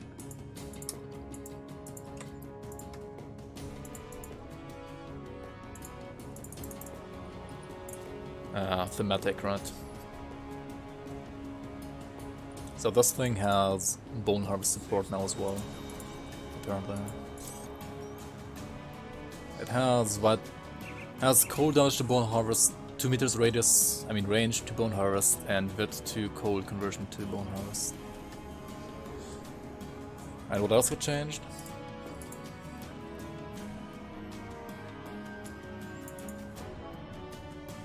Added Pierce Thrust, added increased Frostburn for PB.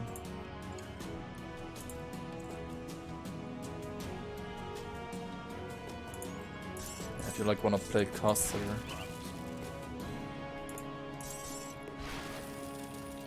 Right.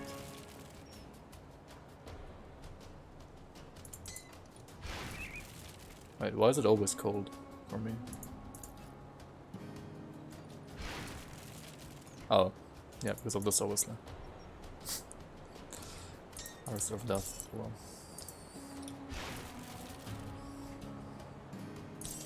It's gonna be nice for casters though.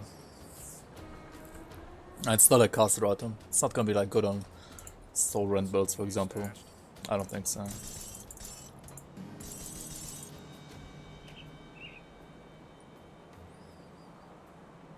Why does it only like convert 33%? Converts like 33% vet to cold on PB, 33% vet to cold on Bone Harvest, 45% on Drain Essence. It's still suffering from like horror set, right? Mythical Death Omen increased vital damage modifier to execution. Yeah, that did need a buff. Yeah, that's a good buff. Probably still not enough actually. Dive of Crust increase weapon pool skill activation to 15%. That's like in line with all the other weapon pool skill changes, right? We could also like check out some of these here, right? Like these have higher chance to be used now than before. They like weapon pool skills start at like 12% instead of 8% now, right? We're gonna talk about this in a second here. Dreadshell Mark. Wait, is that not the one I'm using here? It is, yeah. More weapon damage than Necrotic Edge. Okay, nice. The one Steel Shoulder Guards. More Lightning Retaliation, I guess. Okay, nice. Doombringer. Increased Belgothian Cheers and Smite. That's like good for... Isn't that like a cadence item, Doombringer? Dread Knight's Guard and Leg Plates. More like physical DK or like vitality DK melee support, I guess. And Dreadfire added Aether damage and increased the A to 38.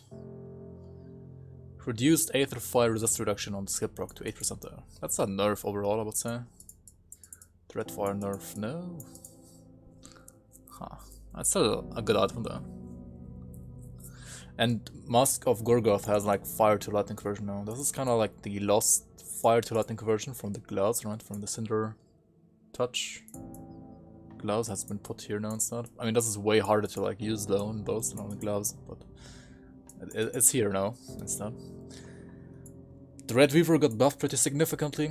Pierce to cold conversion and CDR for Bone Harvest. Added flat cold for field command. So if you like want to play, I don't know, Cold Death Knight or Cold Reaper or Cold Blade Master, this is maybe like worth considering now. Cold Death Knight has like 0 cold support though, right? Kinda. Like 0 cold RR at least. Kinda would have to like get items for RR then. Earth Shattered Trance have fire damage now as well. This is pretty, I mean, thematically appropriate, I would say. Right. Had only physical trauma before, now it's gonna have like fire on top. Which is gonna be good for, say, Rune of Kalastor, Force Wave, Virus Might, Tectonic Shift, right?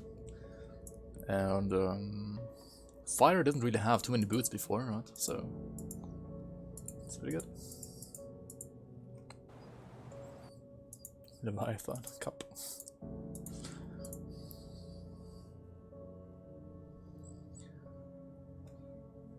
What do we have here? Edge of Death. Oh, that's the Vitality Death Knight one-hander, right? Yeah, I mean, this was kind of bad, I think, so it's better now, so... Seems good. Executioner's Judgment and at 90 cooldown 24 for cadence. Wait, wasn't this like... That's an amulet, right? This was used for like cold Belgothian set Blade Masters already, right? So that's pretty good as well. Exonerator. Increased lightning damage modifier for cadence. Yeah, there was like one guy complaining about this one being a little bit bad, right, for cadence. So yeah, now it has more damage for lightning cadence. If you want like plain dual wield ranged lightning cadence, this is the weapon you want to use, right? Fang of Chthon added +2 consecration, which is a Oathkeeper spell. And I have no idea why you want to like use this on Oathkeeper, but I guess it's better for Oathkeeper now. Fiend Gaze Tome added more chaos damage to Rip Spirit, like increased chaos damage modifier to Rip Spirit, okay. I mean, Rip Spirit was... These are like fun builds, but not the best, right? So buffing these is pretty nice. Fiend Master's Raiment, replace bonuses to Siphon Souls with +3 to Rip Spirit. Okay, that's, I guess, consistent because this is like a pet item anyway. Mythical Final Stop, increased retaliation damage added to attack to granted skill. It's like the shield with the skill, right? New epic items equals new illusions? I don't think so, actually. You use this on Chaos Sentinel. I guess RF. Oh yeah, it's good for that one, yeah, true. Wait, where's it again? Consecration. But like Consecration, what is Consecration again? Consecration is like this, right? And that's good then, actually. And that's a good bonus. It's a really good bonus, actually. It's like probably one of the best bonuses you could get here. Yeah, that's not bad then. For Frostgrad Kiras, added Chain Grounds +3. The Hagaradian Enforcers also got buffed, right? Mythical Hagarad. Yeah, that's one, right? It's like cold, like dual wield ranged cold infiltrator. Got buffed a lot actually, right? Because this one got buffed, Chilling Grounds here, and then you have like Chilling Grounds on like one or two other items now as well, I guess. Gladiator's Distinction.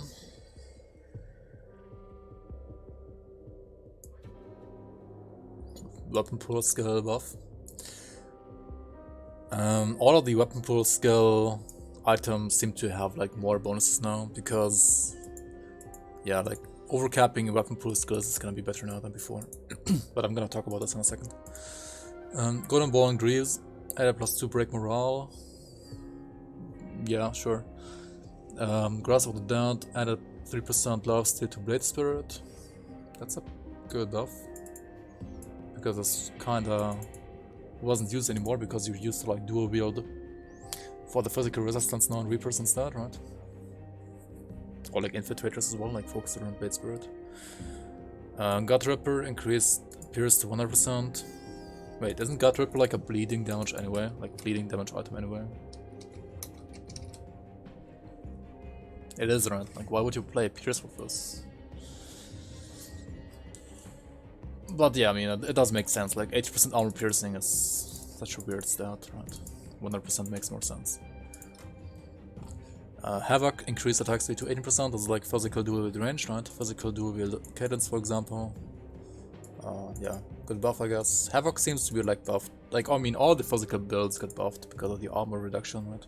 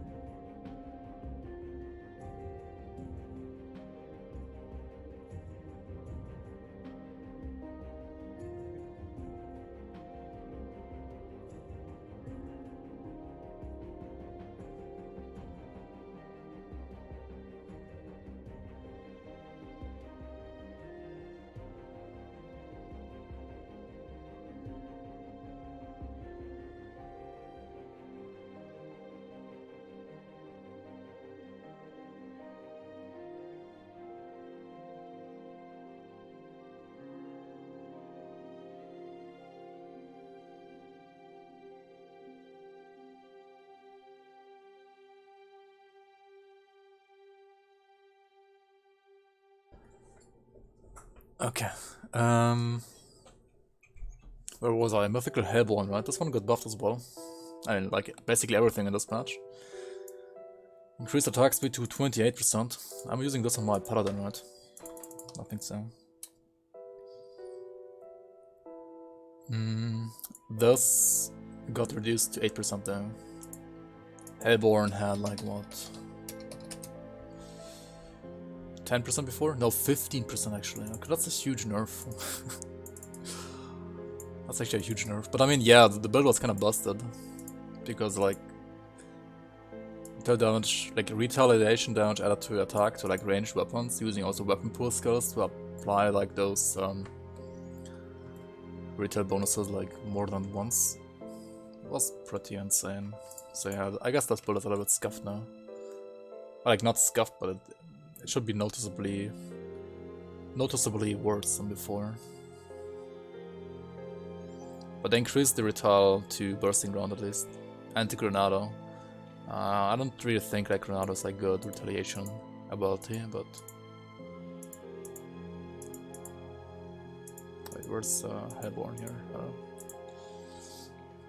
So this was 25% before and 20%. So this is like 30% now, and this is 36% now. This does not really compensate the nerf on this, but yeah, it definitely got nerfed overall.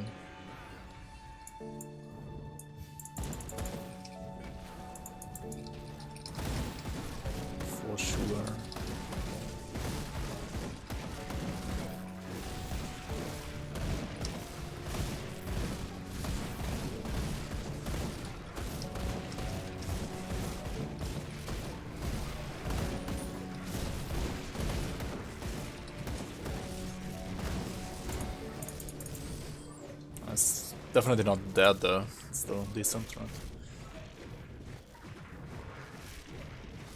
I should increase these to like at least 20% or even higher now.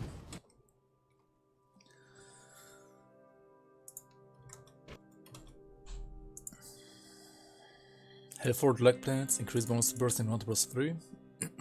Seems good. Now these got buffed quite a bit actually. Right. Inashkra's head increased to what? 300. What's Inashkor.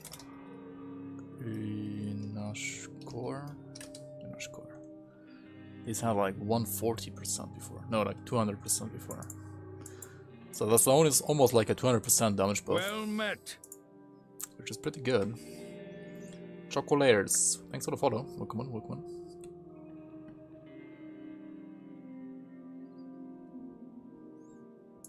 Reduce dust. I mean, dust gets reduced by armor though, right? So this should overall still be a buff to like both like physical array and also other memes. I'm using both weapons actually. I have one on Dust Battle Mage, right? The non-mythic, the non-corrupted version is on Dust Battle Mage.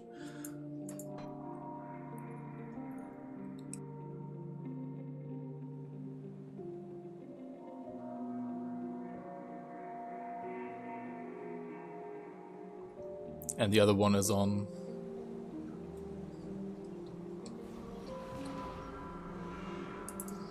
I liked it patch. I mean, so far I did like reading it. I didn't really play it so far. But yo, welcome in Tetsu. How are you? Yeah, AR was already decent before the patch, right? But the thing is, this guy doesn't use AR, right? This is still like the Bone Lance memes. Yo, Circle of Life, thank you so much for the resub. Welcome on, welcome on.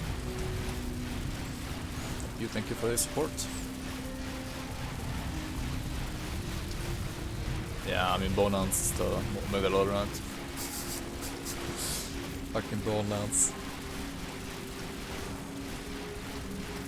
I should just like convert this guy into 8th Array instead, right? Oh well.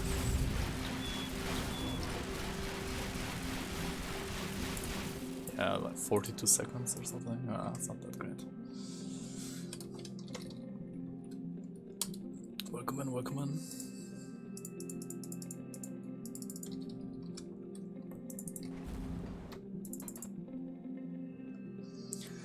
I also wanted to check out my weird Crucible trauma guide, right?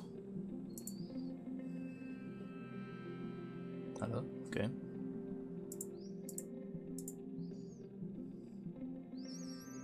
First crash of the week. Of the patch. Let's crash the menu. I guess we did crash.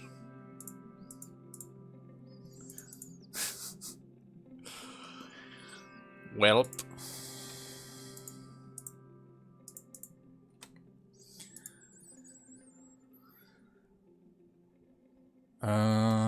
Also, Gerinthar's hand got buffed. This was, I think, needed because it was not that great. Judgment of Empyrean, increased crit damage on the grounded skull. What is this even? Judgment of Empyrean? Oh, that's the Art of Reckoning aura item, right? Oh no, this one actually. Oh, the Sunspot item. Oh, nice. Yeah, that's cool. This one getting buff is pretty cool actually.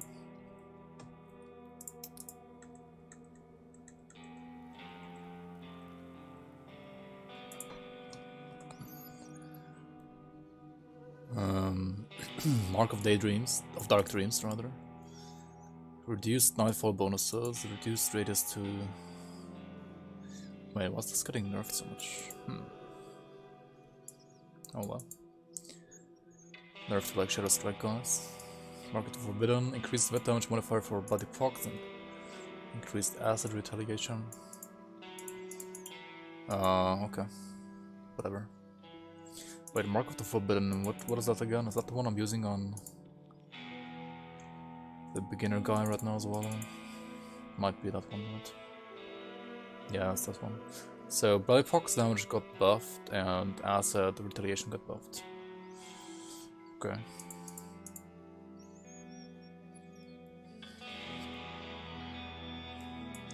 Malkovian's Stratagem. Yeah, Weapon Pool skill buffs, right? Mask of Infernal Truth, decreased fire retail. Reduced fire damage mod to canister bomb to 55. Wait, what? How would you reduce this? Is this like used on... okay, whatever. I guess this was maybe used on some builds, I have no idea. Nightshade's Reach, buff for Shadow Strike. That is definitely needed, this was not that great, right? Obsidian Juggernaut, increased damage on a granted skill. Yeah, that's nice, that's a buff to my Pyromancer. Another build to check out, I guess. I don't know, like, I feel like pretty much all of my builds got buffed. PogChamp. Maybe all of my builds were trash before. But certainly got buffed though. 5. Ah, this build is still kind of a meme, right?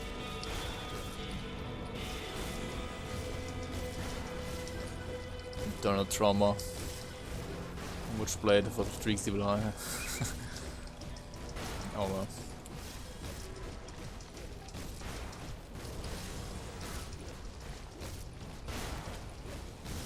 Kill it.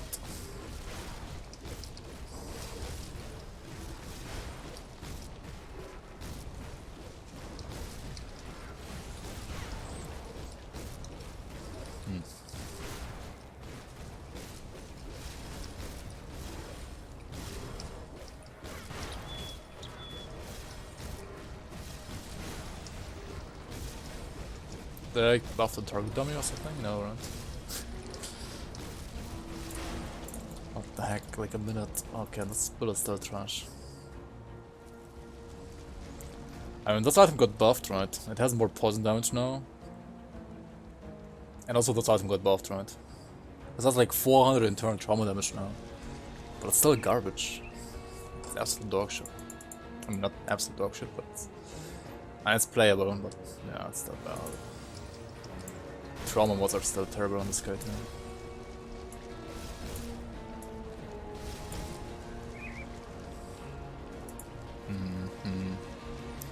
Still needs some changes, I guess. What was the other thing that got buffed? Obsidian Juggernaut, right? The Pyromancer. There we go. Okay. Okoloth's Visage, increased weapon damage modifier for Smite. Okay. Blah blah blah.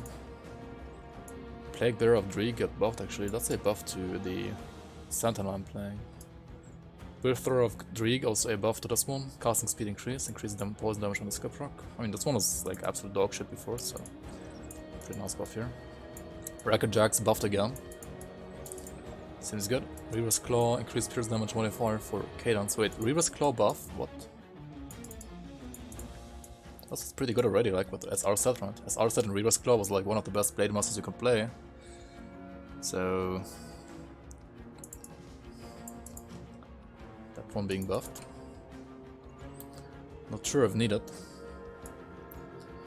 but it happened. Screams of the Aether added cold damage. Oh wait, that's another buff to my Warlock, right? My Warlock was using that to like max out Devastation, I think.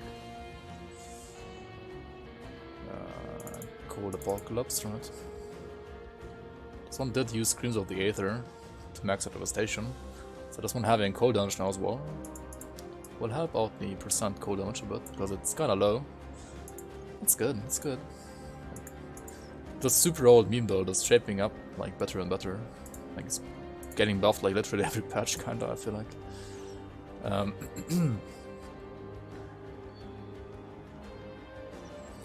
Siegebreaker. That's the shield, right? Buff to Shattering Smash. Yeah, like all these weapon pool skills are getting buffed a lot actually. More crit damage to Force Wave, another Force Wave buff right on this one. Skyr Breach Bulwark added +2 Avenging Shield and added 8% retaliation. Oh yeah, Sky Breach Bulwark is now officially Breach. is now officially a lightning retaliation Aegis of Menhir shield as well, right? You can play like lightning retaliation Aegis of Menhir with us now. That should be interesting to try on, like, I don't know, Warders or I mean, not Warders obviously, but like Archons, right? Archons or Warlords if you wanna like play Lightning Warlord. But probably like Archon is like what you would play, right? Mythical Soul Catcher. What? This is another sigil item now. Soul Catcher. Yo, that's really good if you're like playing a Kabbalist, right?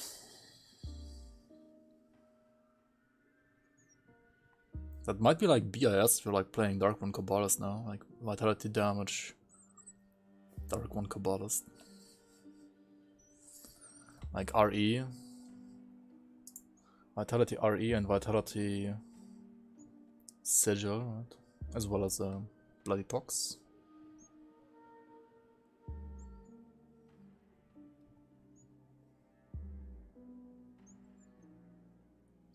Was it like that before?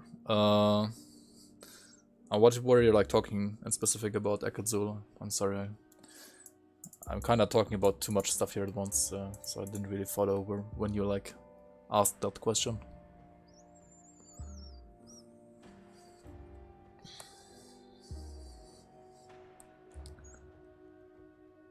Internal Dreeks Evil build. I mean, it was like a little bit.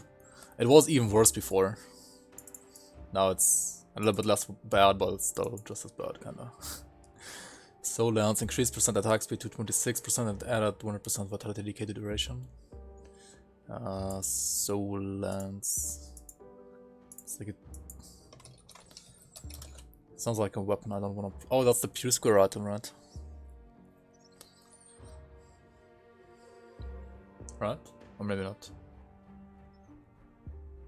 I think that's the Pure Square item, right? More attacks, but like, what do you even attack with on this one though? That's the problem, right? What do you even attack with on this guy? Ruby of Domination added -2 cooldown modifier to raise skeletons.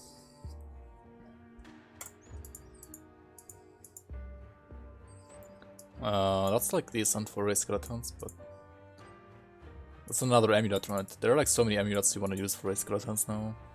Lost Souls, maybe the yeah. Lost Souls blocks so many items, it's kinda sad. But oh well. Spark of Ultos add a +3 reprisal, so you can like play those together with this Skybreach Bulwark, right? Speaker of the Dead reduces code resist reduction on element to 15. Okay. That's the offhand, right? That used for I guess Reapers, right? Like the I don't know which Reapers actually. Stone Fist Rebuke, increased physical, but another Force Wave buff? What the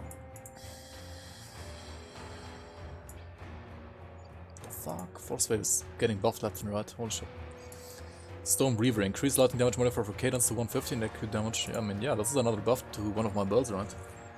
As I said, like, maybe all of my builds were actually terrible. This is a buff to my water, right?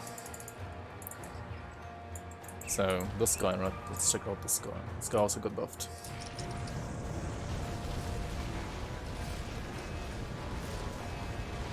And this guy was already like able to kill Mogdrowan or like clear Crucible, stuff like that, right? So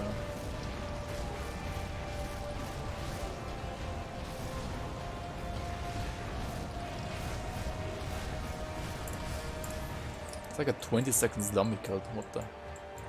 That's very solid actually. This pull is insane. Kinda, no. This pull is pretty good now.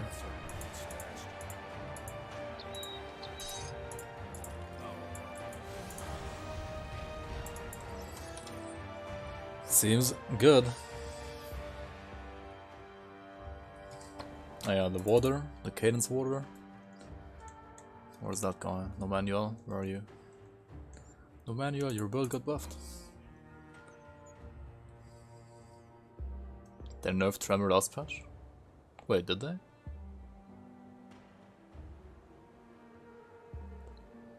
Atakan, there are new MIs in the patch. There are like 35 new MIs. Already found some of them, I can show you like some of them. The new MIs are not listed in the patch notes though, like you have to find them. That's the thing. I found, for example, these ones, right? This one is from Bloodfeast in Tyrant Soul, this one is from Bloodbriar in Shaded Basin, right? This one is from Mogara and Jagged Waste. And especially the one from Mogara and the one from Bloodfeast seems really good actually. How do I update Grim Dawn item assistant database? I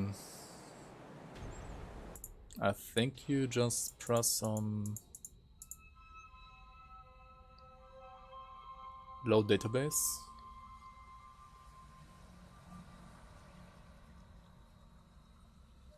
And then it crashes. Hello? That's gonna like take years to do this. I should do this off stream. Oh, there we go. Yeah, now it's like parsing database, and this might take a while though. Not sure if I want to do this now actually. Oh well, maybe yeah. Whatever. It's gonna do it. Let's move on here. No, I actually wanted to like check a dummy cut with this guy's warrant. See if you can actually feel the cadence buff here. It's a little bit laggy. Oh well. Right, what does it use Promise Track? Oh, because I was testing some stuff with this guy, guys.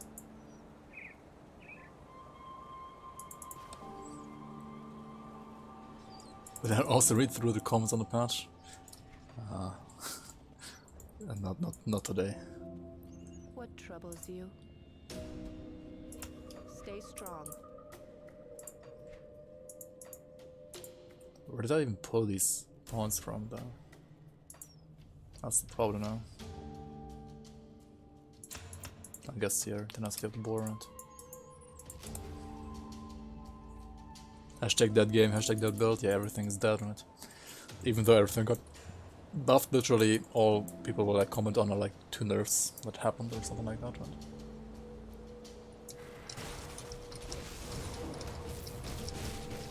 Oh, I need auto attack for this one, oops. For the Wind Devils to apply their RR, and also for totems.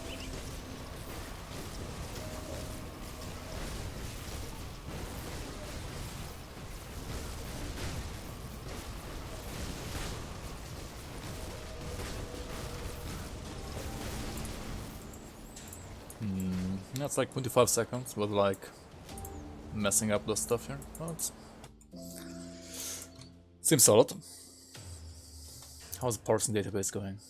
Hold on. Still working on that. So we had this, right? Storm Seer Sapphire, increased lightning damage to Storm Spread, and added 30% weapon damage modifier to it. This item still has a identity crisis, right? This item doesn't really seem solved yet. But whatever, this might help a bit for like ranged builds, right?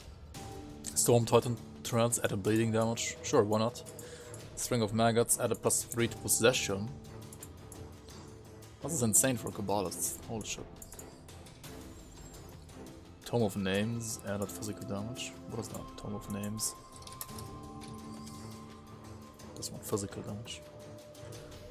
Why? Physical penalties?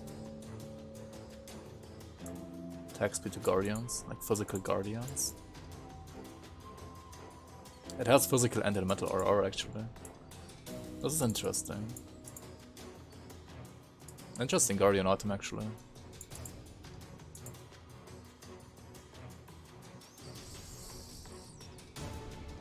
Venom Lash, increased poison damage modifier for Bergothian Shears. Sure, it's still probably gonna be like a filler item, right? Venom Lash is like a decent item, but not like BIS on any Nightblade, I would say. Venom Spine Greaves. This is a huge buff actually.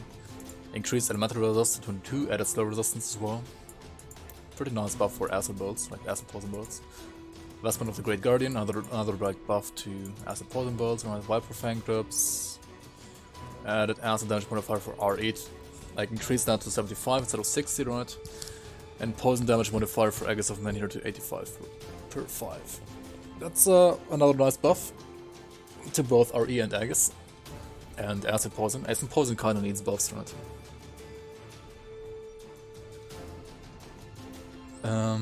Voice of the Reek, increased acid damage modifier to RE as well. Wait, there was one guy showing off his like acid damage RE build on... Where was it? I think it was like on Discord. But like meta against Discord or something, right? Like his build basically got buffed a lot here. Like acid RE overall gets buffed a lot. Like 3 items got buffed, right? This one got buffed, this one got buffed, and the offhand got buffed. Wild Run Talons, increase bonuses to Belgo Shears and chaos damage modifier to it, okay. I guess like on some Roused Witch Hunters you're gonna use this, right? Vortex of Souls at a +2 Shaman.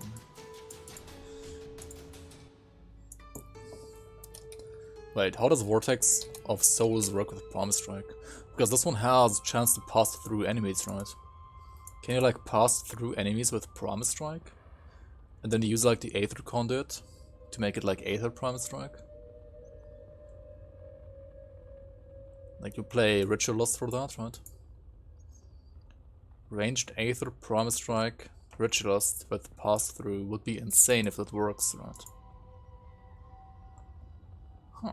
Is Grim Tools updated yet? No, it's not. It's not yet updated. You can't see whether or not it's updated if you like just click on build calculator, right? And if it still says 1.1.6 over here, then you know it's still not updated. Aether Savagery, true.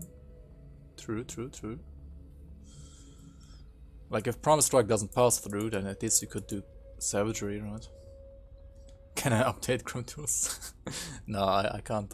It's not me. It's Dammit who does it.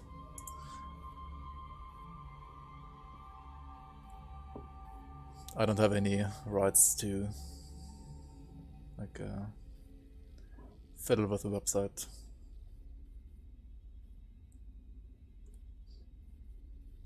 Warp Fire, reduced Aether R on the skill proc. Warp Fire. Wait, wasn't Warp Fire like mostly used for fire anyway? Oh, these are just like adjusted. That's fine, I guess. I mean, Aether got buffed overall anyway, through like enemies having less Aether restaurant. So this is not gonna be like hurting too much. Watcher of Erlan, increased weapon damage modifier for smite is like ranged shield and like ranged pistol and shield build, right? Will of the Blade. Will of the Blade added casting speed. Wait, this is a buff to Spite Blade Masters, right?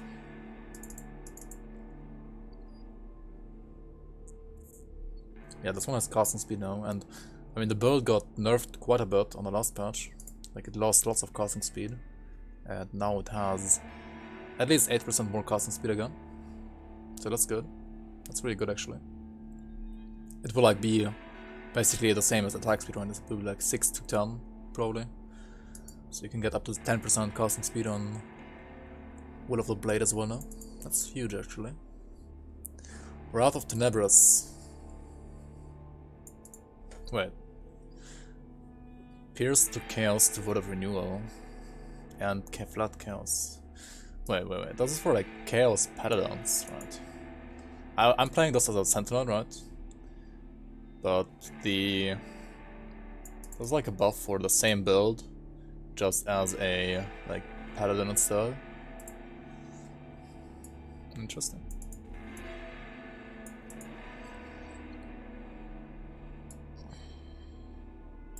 But why the 1% Pierce to Chaos? Oh, because when you're playing Paladin, right, if you're using Paladin instead,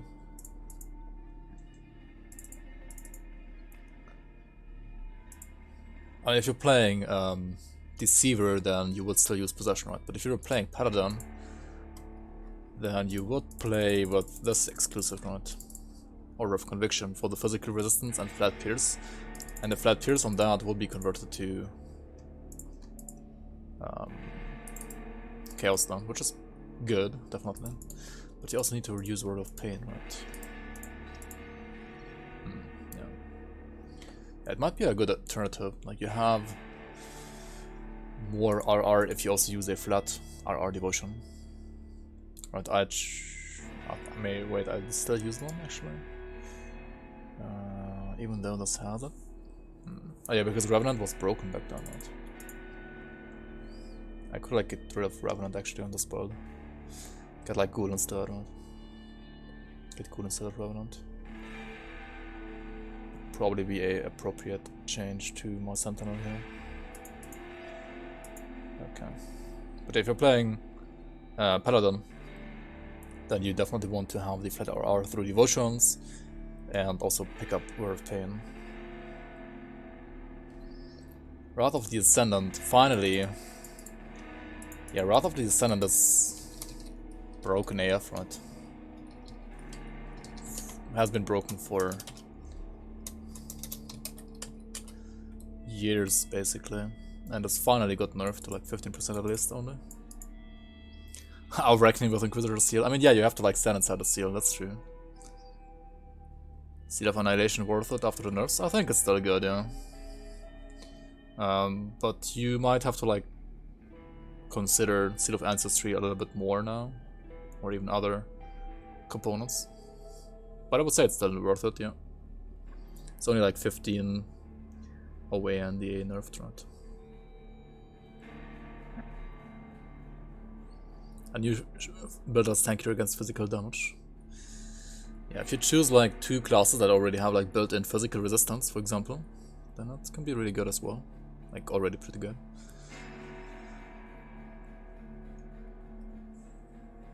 Just hack into it for it. Arcane Spark. Arcane Spark got buffed as well, yeah. So where am I here? Wretched Tome of Nar Adin. Increased Acid. Oh, that's the. So yeah, I like this nerf because this one was busted, right? Was broken. Sure, that will be increased, but it's not gonna change the build a lot, right? It's not gonna like be a huge buff to those.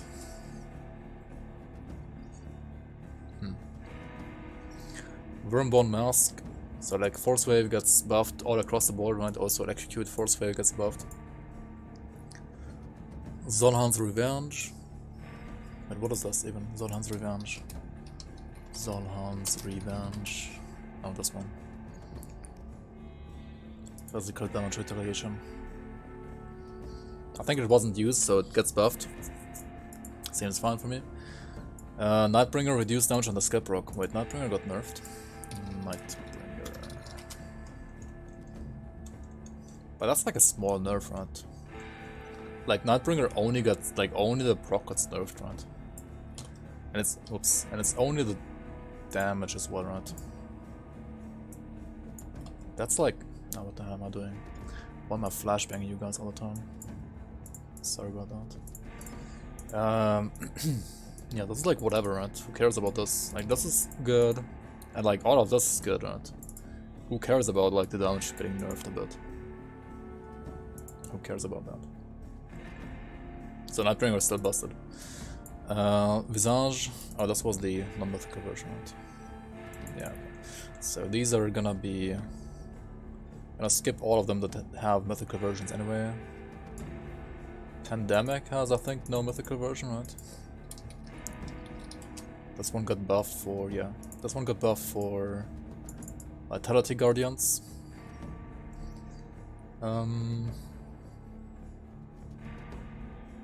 Shower of Eternal Flame.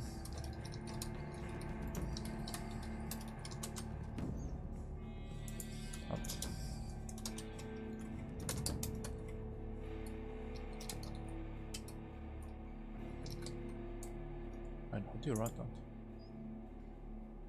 Oh, of the Eternal Flames.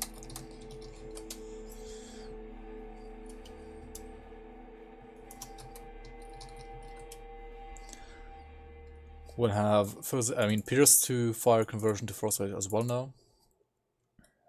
That is a good change, in my opinion.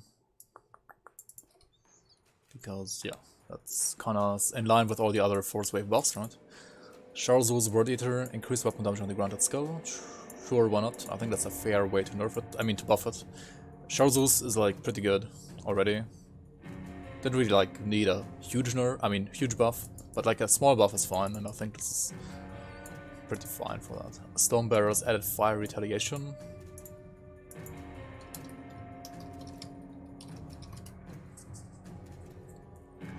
Wait, it has lightning and fire retaliation now. Wait, isn't that like busted if you if you convert both fire and lightning to say physical? Might be busted, right? Not sure. Stormheart, increased lightning damage modifier for cadence, for like for melee cadence to wield lightning cadence. Yeah, that was pretty bad, so this being buffed is pretty good. Stormbrand adding 4% Fizz and increased electrocute damage modifier to Prime Strike. That is also pretty good in my opinion, because the values were not that great.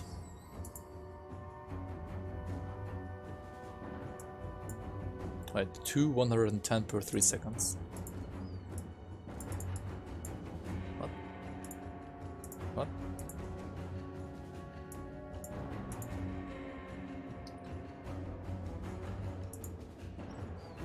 I think they are talking about like 110 per second, right? So it's like 330 over 3 seconds, right? Yeah, I think so, right? Yeah, that's like per second, not per 3 seconds.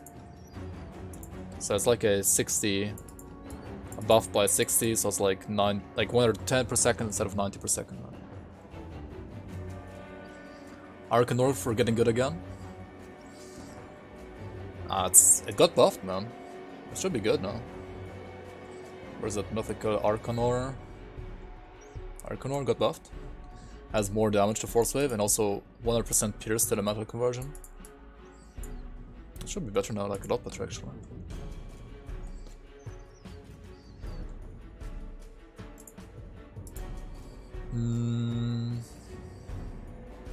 And yeah, more Fizz Rest on this is also great, because Elementalists, for example, have 0 Fizz Rest, so yeah, more Fizz Rest on this is pretty good. Adversary, yeah, we talked about the Mythical version, right? Crimson Claws. Plus 2 targets. And Pierce to Physical to Cadence. This is a good buff as well, right? I think you might wanna use this over like chains, like Grasp of Unchained Might, right? On say like physical cadence builds, right? Like if you're playing Warborn, you probably want to play Crimson Claws now instead, right?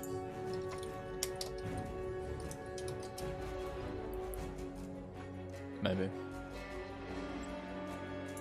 Not sure.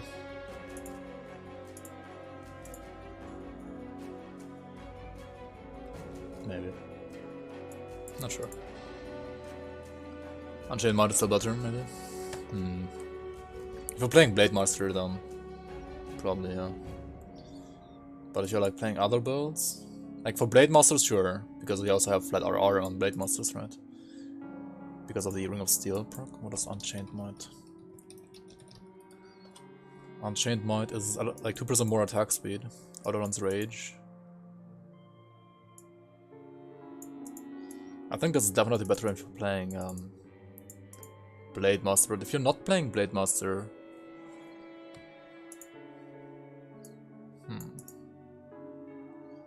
Savagery and Further Hunger are like not useful at all though. Unless you're playing like a two-hander. And playing Water on top. Yeah, like, I don't know. Two-handed Cadence Water is like not the best, right? Hard to say. Yeah, they're like better alternatives, I guess. Yeah, Trap Breath is also very, very good on Unchained Might, that's true. The Grey Knight added 100% Pierce to Physical to Force Wave, increased damage modifier. That's a buff to my Warlord, right? That's pretty good.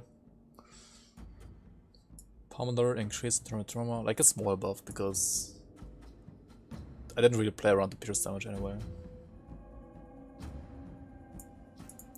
But the percent damage modifier is still good. Right, grey, knight. It was 50% before, right? Yeah, yeah.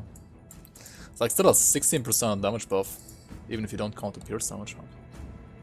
For internal trauma. Still a good buff. Pummeler increased internal trauma damage modifiers for Force Wave and Agas to 160 per 5 and 110. That's like per second, right? It's like not per 3 seconds. Respectively, increased the retaliation damage at attack modifiers to 18 and 16. Added 100% pierce to physical to Force Wave. That seems pretty huge for like Octavius, right? We talked about Mythical of this, Void Spire increases chaos damage modifier to execution to 160. That's also a decent buff, yeah. Warp Fire, this is in line with the Mythical version, and this is in line with the Mythical version, okay. I need to go to the toilet real quick, I'll be right back. Give me a sec.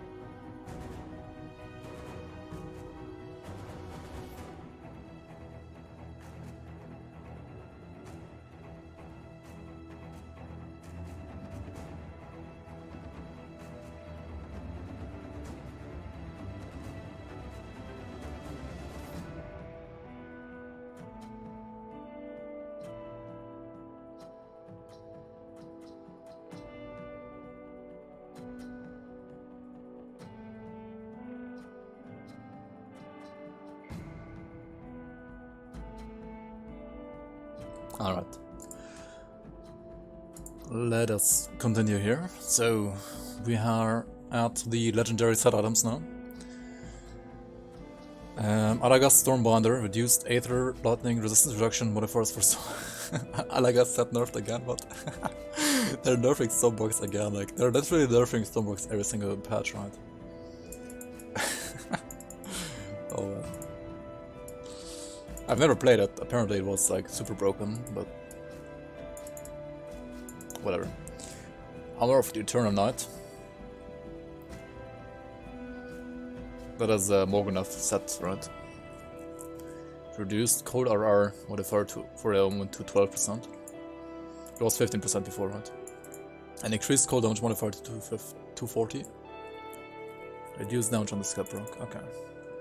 And this is in line with Nightbringer, right? This is overall like a small nerf, like 3% RR, but like more damage on it.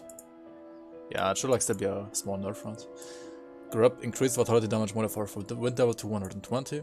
This is a buff to like Ritualists using the set, right? Increased cold damage modifier for El Omen and Wind Devil to 120 and 70. Another like buff to the caster side of Morganath, basically, right? Black Scourge Covenant, that's the Black Flame set, right? Like Chaos AR Sigil set.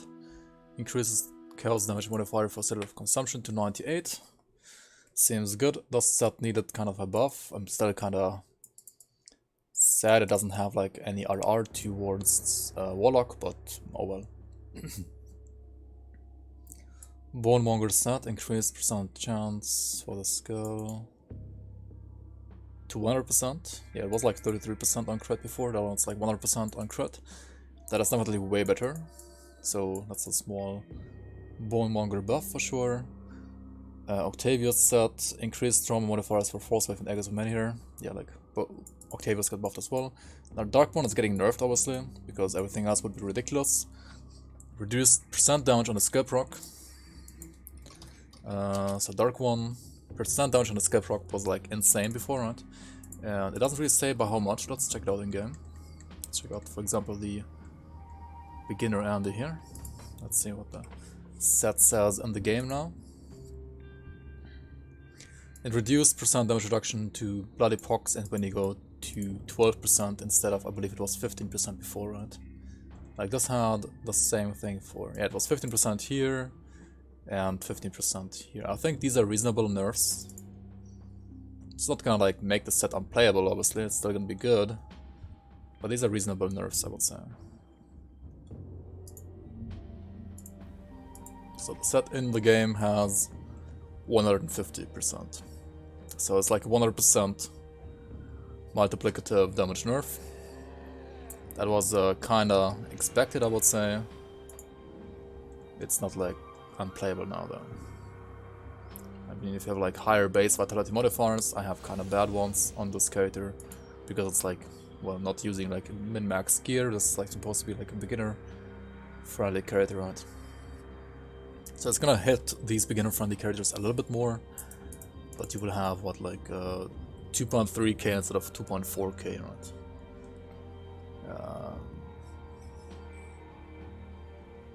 So I mean, it's an obvious nerf. We all knew this would come in some way.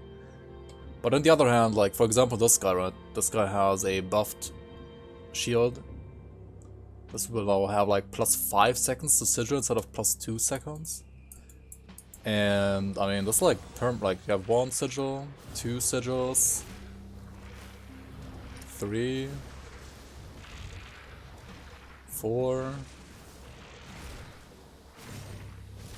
Yeah, that's like 4 instead of 3 now, right? Something like that, probably.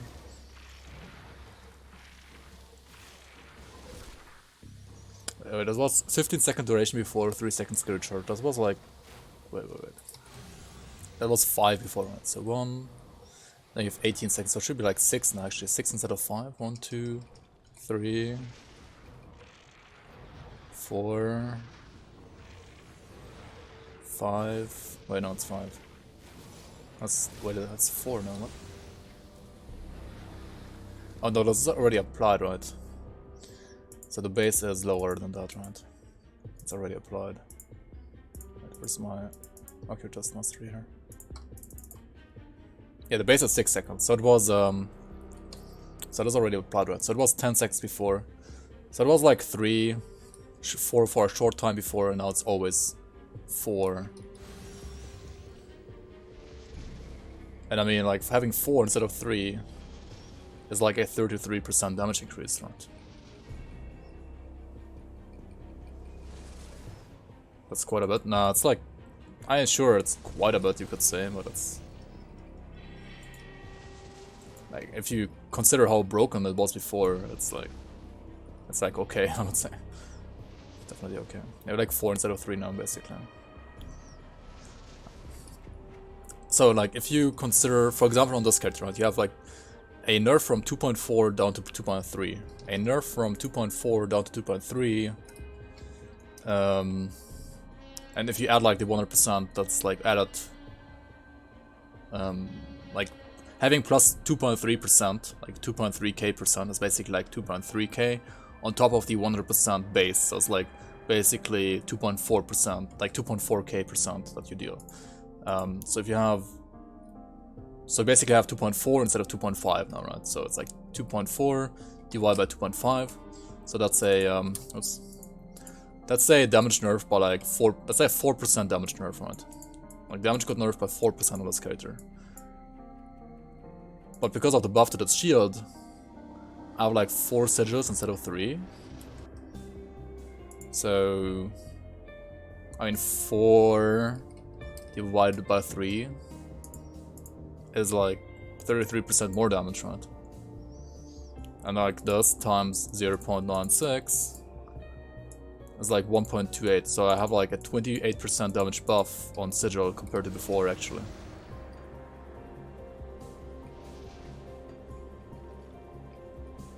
So yeah, I think it's still fine. And I mean, this one got buffed as well, like has more crit damage now than before. So like this build in particular got actually buffed and not nerfed. Like other Dark One set builds might have got nerfed. But this one in particular actually got buffed and not nerfed.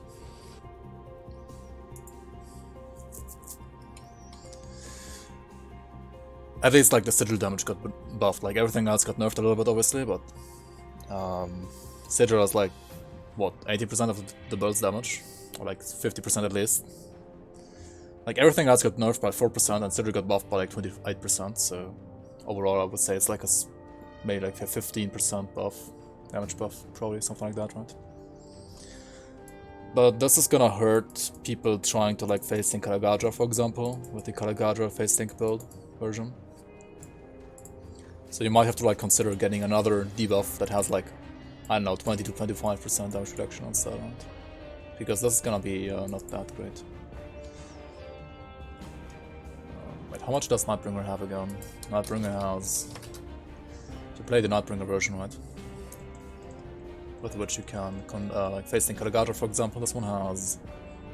And this one has still 15% reduced target damage, right? So even though Dark One's damage got... like damage debuff got nerfed, Dark One still... I mean, Nightbringer still has 15%, right? So... unless they actually did change that as well and didn't show us on the game, right? I have a Darkbringer, I mean a Nightbringer on my ritual list, right? So let's bring this one up here a bit.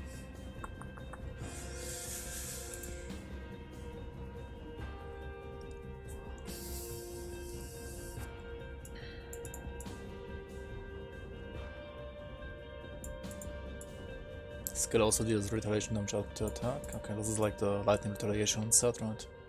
That got buffed a bit.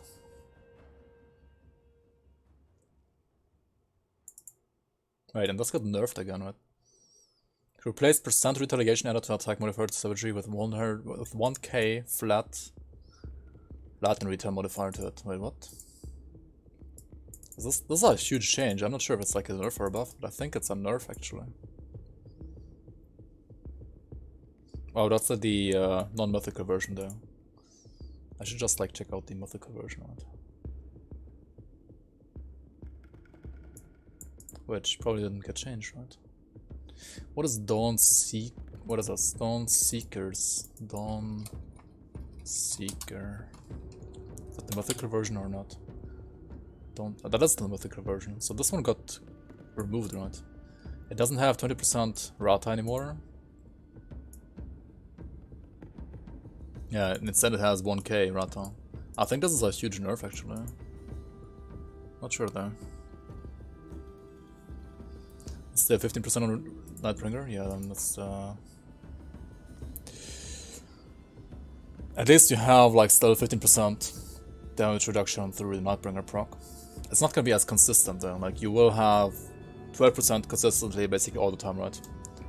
12% damage reduction debuff all the time, and like 15% inconsistently because like this proc only like procs 20% chance on attack, right? This one here, right? And it also has to like spawn to make it attack, right? Yeah, like these things have to like actually hit the enemy, and only then it will have like 15% damage reduction. Otherwise, it will be like stuck with 12% only when you're like playing Dark One. Because I mean, this one is not Dark One, but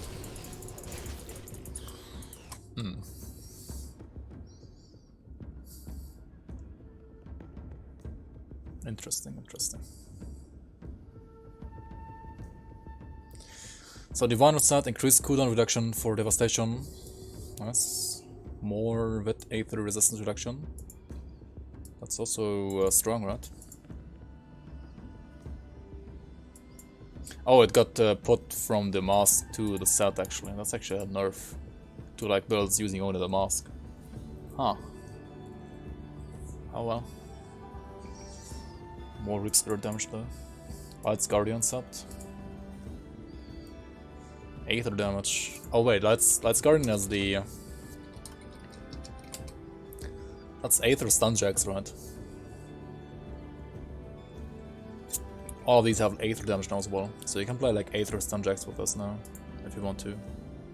With the Amulet, right? Yeah, this will have Aether damage now. Yeah, that's a huge nerf for the people using it. I think Madley was complaining about this as well.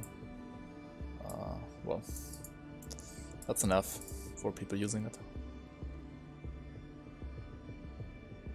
Hara said reduced cold damage to CT to 60. Wait, was cold status with Tempest like OP or what?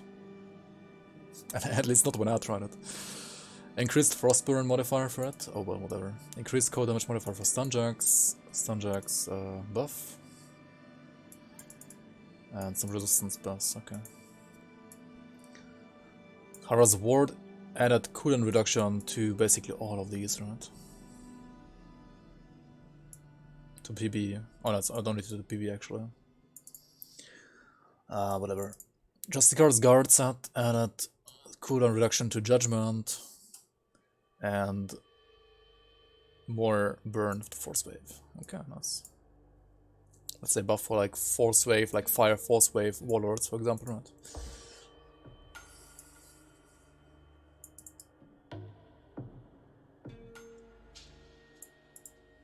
What is this? Modifiers? Increased fire damage modifiers for Blitz and Force Wave. Nice. It's so fiery it became modifiers instead of modifiers. Malkovian's Bulwark. Okay.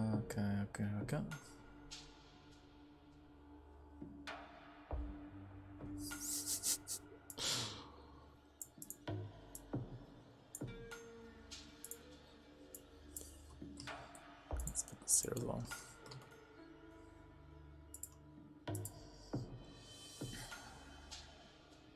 And yeah, Markovian side got buffed, right? Like Blitz getting buffed.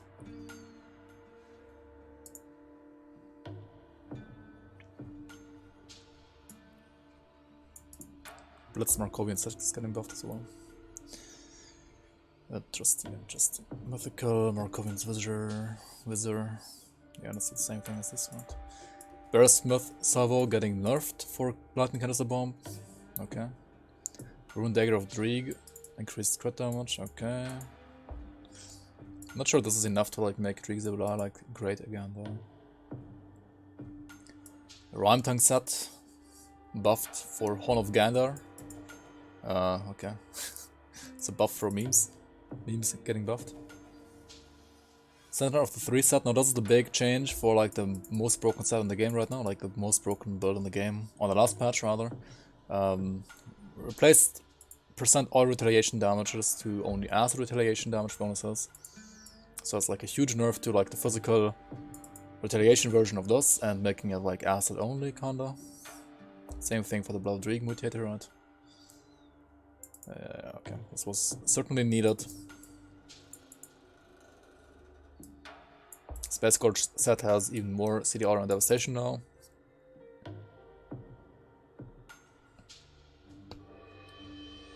Stone Guard set got buffed though, what the heck?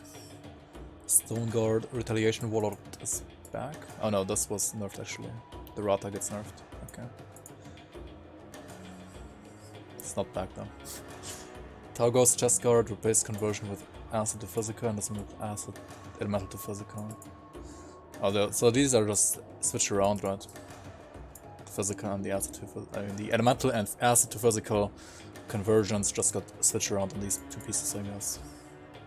Cataclysm set added elemental dot damage bonuses to the set and its parts.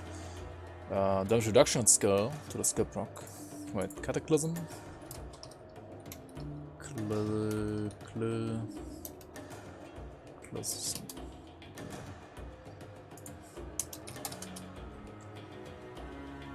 So this will have damage reduction now. And also elemental dot, so like burn, frostburn, electrocute, right? That is a much needed buff, I guess, because it kinda got trashed, right?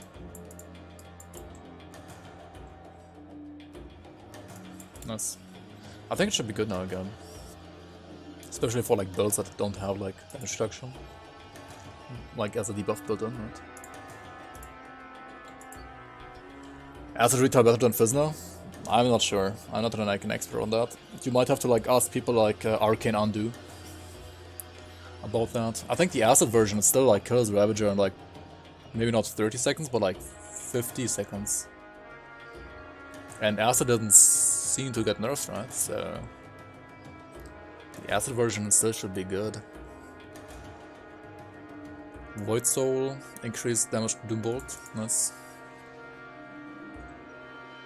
Clairvoyance Focus, increased Aether damage mod for Rip Spirit. Reduced AR Aether. Wait, they nerfed because of Rarity's RR again? Okay, interesting.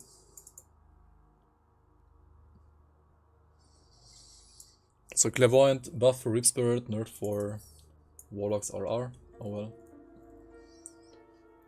Void Soul set, yeah, Doombolt buff, Uzin's Infernal Avatar set, reduced weapon damage modifier for cannibalism 12%. So that's mostly a, say my sword got nerfed a bit, and that's mostly a nerf to lifesteal, right?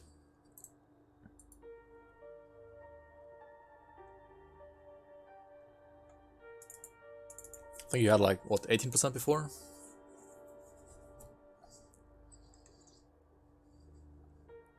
No, 14. So it's what, 12 instead of 14? Yeah, that will be like very insignificant when it comes to actual damage dealt. But it will like reduce lifesteal by like 2% basically, right? Like by an that's really by 2%. Like if you have 10% lifesteal, it was like 14% of this before. It was like 1. So this build has like 1.2% lifesteal on canister bomb instead of 1.2. Yeah, 1.2 instead of 1.4 now. Well, it's like a small nerf, I guess. Valdoon's Betrayal added pierce damage to Cadence. That is needed. Valdoon's is like way better for Purifies for Fast Strike right now. So that's gonna be enough. Not sure. Maybe, maybe not. Devotions, Abomination has more acid damage, so like acid damage buffs. It also has, oh yeah, Abomination has like Vitality damage now, right? I have no idea why they felt like Abomination also needs Vitality damage now. That's so weird. It has Vitality damage here now, right? Vitality damage over here, and also Vitality damage on Abominable Might. I'm not sure Vitality damage needed like another constellation, right? Vitality damage already has Retoach and Dying God, and I think that's good enough for Vitality damage. I mean, this is not as good for Vitality as it is for Chaos, as you can see, but still, it doesn't really need any, like, Vitality doesn't need buffs. Like, why would you give Vitality damage, like, buffs or options, right?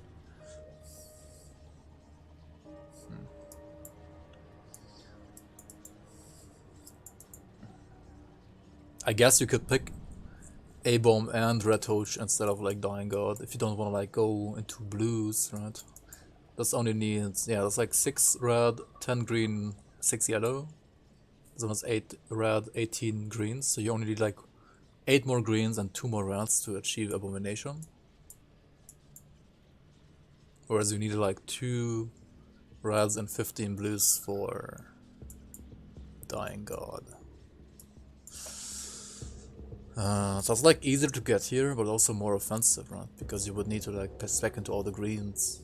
And greens aren't really that great for Vitality, right?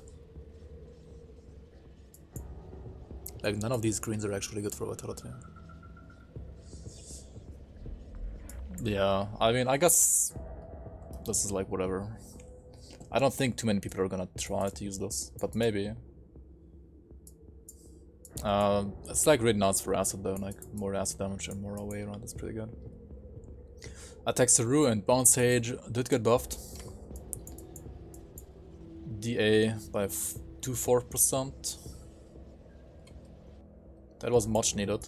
I think it was like, what, 3 or 2% before, which was kind of a joke for a tier 3 devotion, right? Yeah, it has, okay, like 1% more DA. That can be a little bit helpful, sure, that's okay. Blind Sage increased the A to 40 instead of...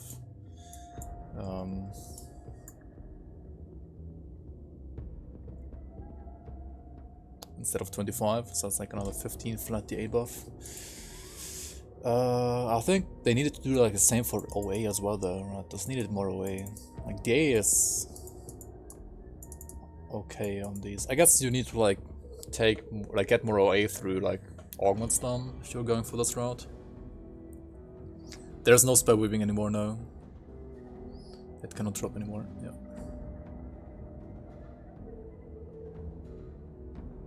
You get a chilled strike for shattering already? Holy moly. Only 4 hours? I mean, it's still like even with all the randomness, only 4 hours, right, for a chilled of shattering. That's pretty good though.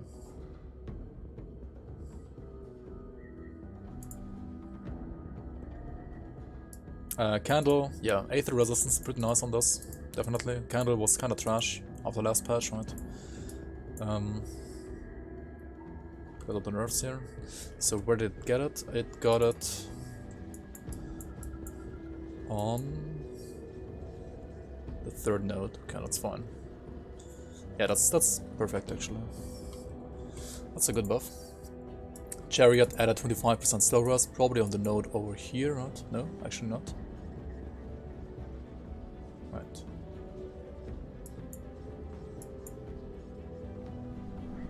Oh, 10% here and 15% here. That's like overall still a good buff as well to Chariot, I would say. Crab increased DA to 55. So 55 instead of 45. That's like a 10 buff. I don't know. Crab is still kind of... I don't like it too much.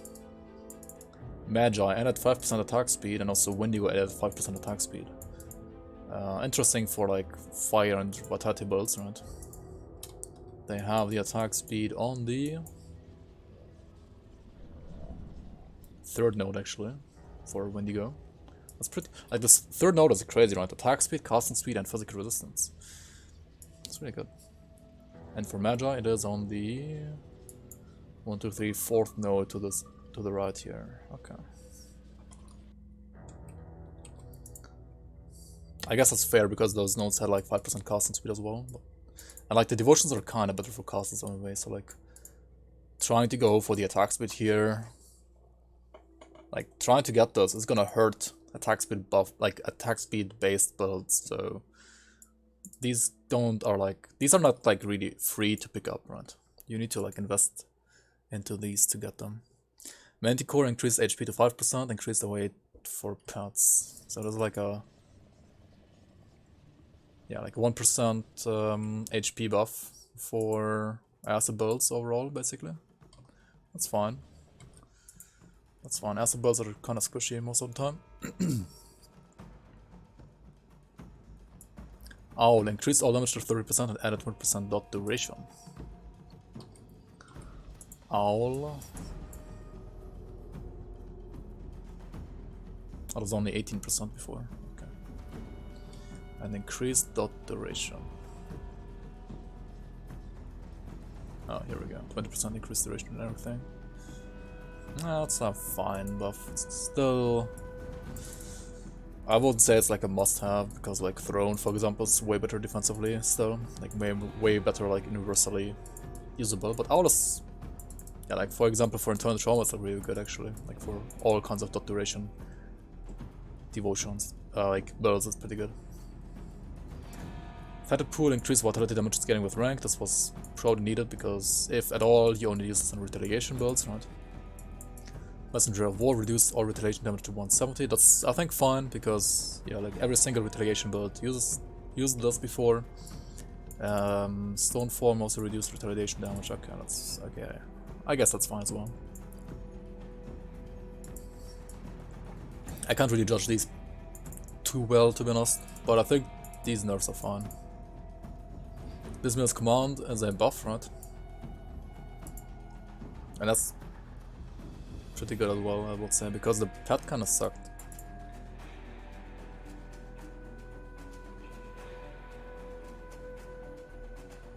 Yeah, it got like buffed across the board, and I think that's good as well, because it, as I said, like the pet kind of sucked. Soldier Blitz reduced cooldown to 3.5 seconds instead of, I think, like 4.5 before, right? Or 4? What was it before? Oh, 3.8 actually. That's like a 0.3 buff, that's still good though. Increased weapon damage scaling to 360 and 440. And before it was at 325, so that's like a 35% more weapon damage bonus on the soft cap. And a 25%.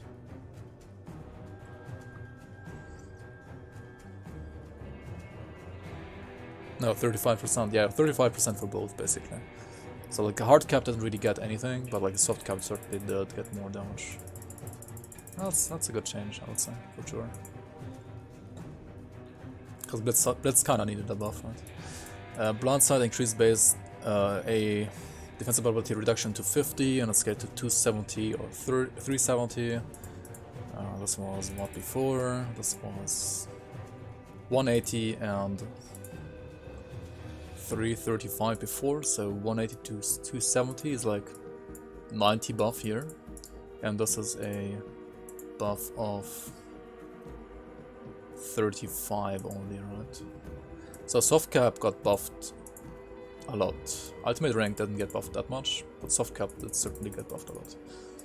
So you get like 10 per point for overcapping now instead of 15, so like overcapping points here has become a little bit worse. But you get like way more before that, right? It started at 50, I believe. Yeah, it starts at 50 instead of 15. And it scales up to 270. That's a lot. Discord added 10% damage modifier. That is certainly a nice buff for, say, the Arcane Force cadence, right? It's not even called Candle. Oh yeah, it's called Scholar's Light, right? But they even call it Candle here, because everybody is calling it Candle. Even Create themselves calls it Candle, even though it's called Scholar's Light actually. Yeah, this is another.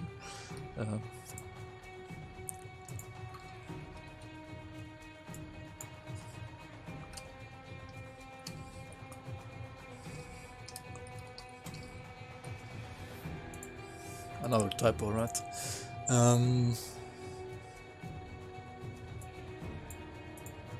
Okay, so weapon pool skills, here we go, right? Weapon pool skills have been significantly reworked. Before, weapon pool skills usually like started off at like one point gave you 8% chance, right? Let me take a blank calculator here.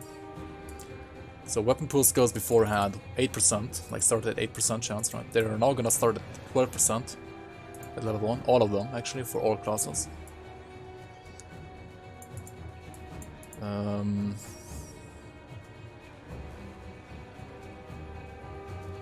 Or not. Yeah, here. Activation chance 12% at rank 1. And soft cap. No, yeah, 25% at rank 9. I think that's the same as before, right? Yeah, that is the same for the soft cap, but now it will scale up to 30% by max ultimate rank. So between 9 points and 22 points, you're gonna get like 5% more. So this is what, 1, 2, 3 plus 10 is like 13 points. So you get like 1% each 2 to 3 points, right? Basically. It's not a lot, and it's not really like worth investing into unless you have like insane bonuses to this already, right? Yeah, Wrecked by Lake, welcome on. This patch is indeed awesome, yeah. Also didn't have the visor, welcome on, welcome on. Yeah, spell weaving suffix is gone because it was kind of bad. So they just removed it.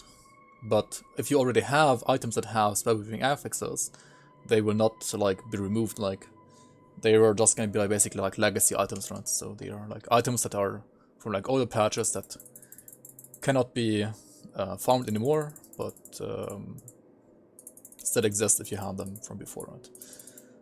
So yeah, that's gonna like scale up to 30% now in game, like 30% at 22 points here. So that's interesting, and you might have to like be careful about like not overcapping weapon pool skills to like more than 100%, right? This is gonna be especially crazy for execution, right? Because even execution will have a higher percent chance now than 20%. Minions Bulwark, increased physical damage scaling with rank, blah blah blah blah blah. Okay, like buff to Minions Bulwark, okay, Minions Will. Increased health regen, okay, like for hatred regen builds, I guess, whatever. Zonan's Technique, same thing as for Makovin's Advantage, right? Increased base damage, and also increased activation chance to like 12% at level 1, 25 at level 9, and 30% for like max ultimate rank. Dreek's Evil Eye got changed about like increased flat damage, but reduced dot damage. I think they could have just increased this without reducing this, and the skill would still be fine. Like this is not gonna be OP or anything if they did not do this, right? Because the build was kind of mediocre before, like the skill was kind of mediocre before, right? So I think like just buffing those and not reducing those would have been fine as well. But oh well, this happened. So Nightblade, these are the 1, 2, 3, 4 weapon pool skills, right? All of these have the same treatment, right? They will start at 12% at level 1 now, well, 12% activation chance, scale up to 20% by rank 5, just as before, but now also like scale up to 25% by max ultimate rank. So you can like get 25% activation chance on execution. It's gonna be like the most interesting for execution, right?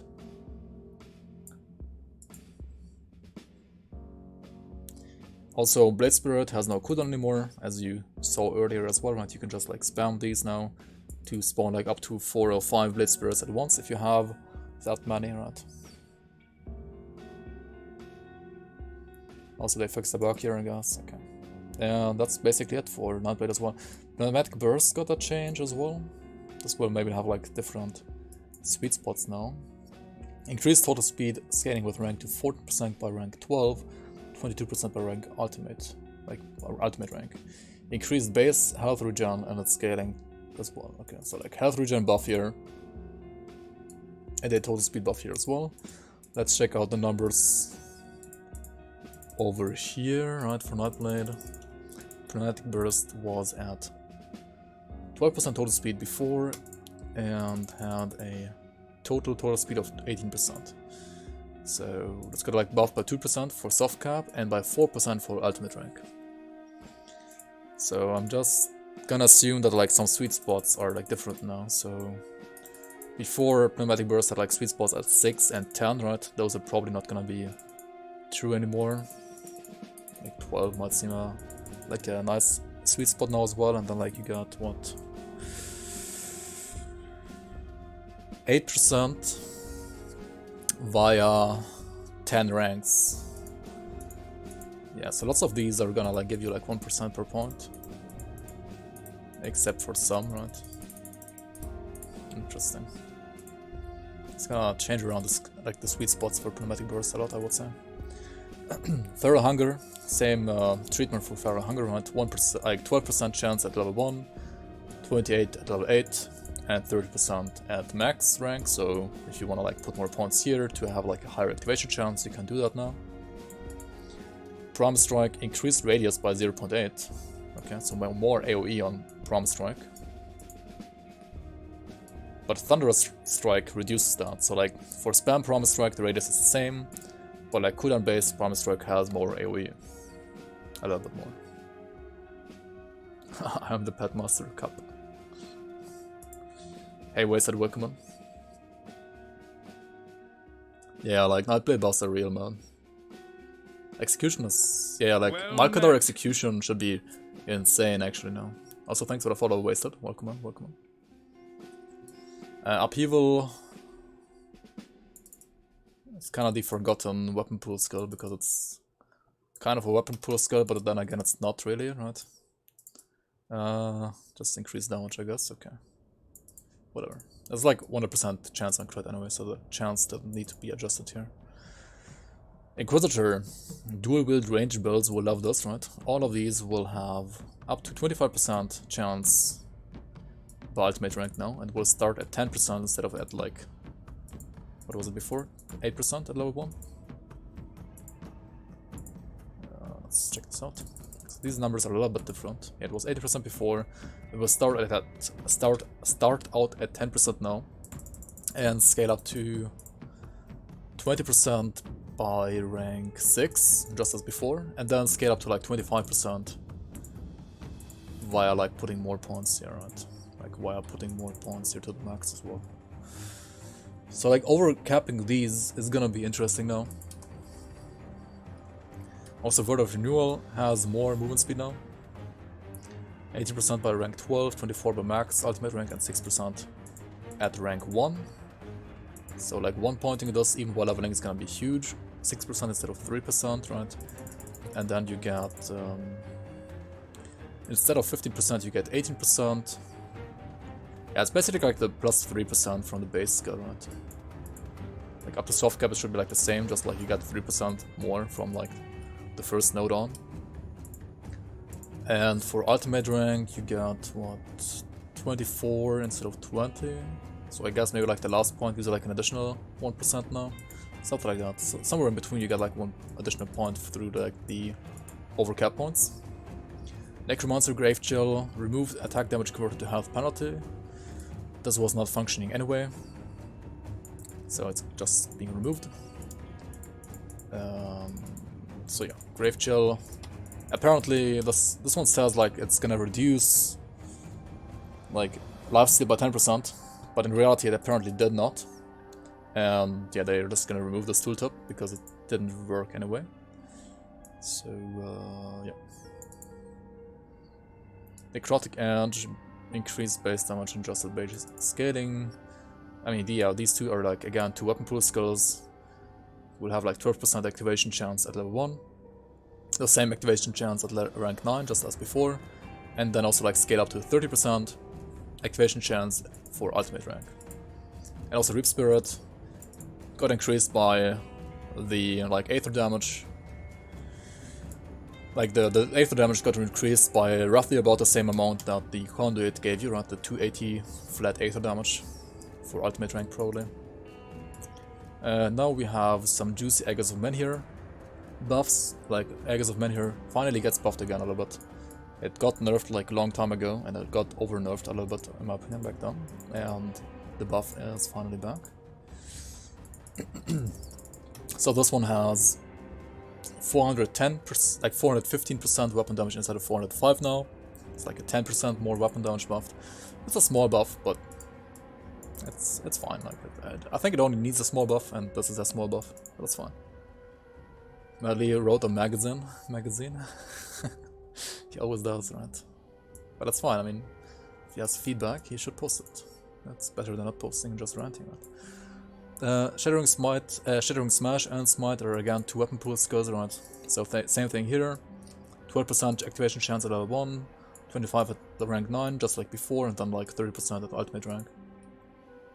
And these are instant. That's the same thing as for Night Blades, right? And Tectonic Shift, more bleeding damage for rank. That's a good change in my opinion, because yeah, those are like literally the only bleed damage ability that Oathkeeper has, and the values were just way too low. So that's basically it for this patch 1.1.7 rundown. Hope it wasn't too long, only like 4 hours, right? Oh shit. Or 3 hours probably. We can actually check out the game now a bit, and hope you guys like this one. On YouTube, maybe I'm gonna add timestamps, I'm not sure. I'm not sure I'm gonna do this. Just gonna be a VOD for sure on YouTube.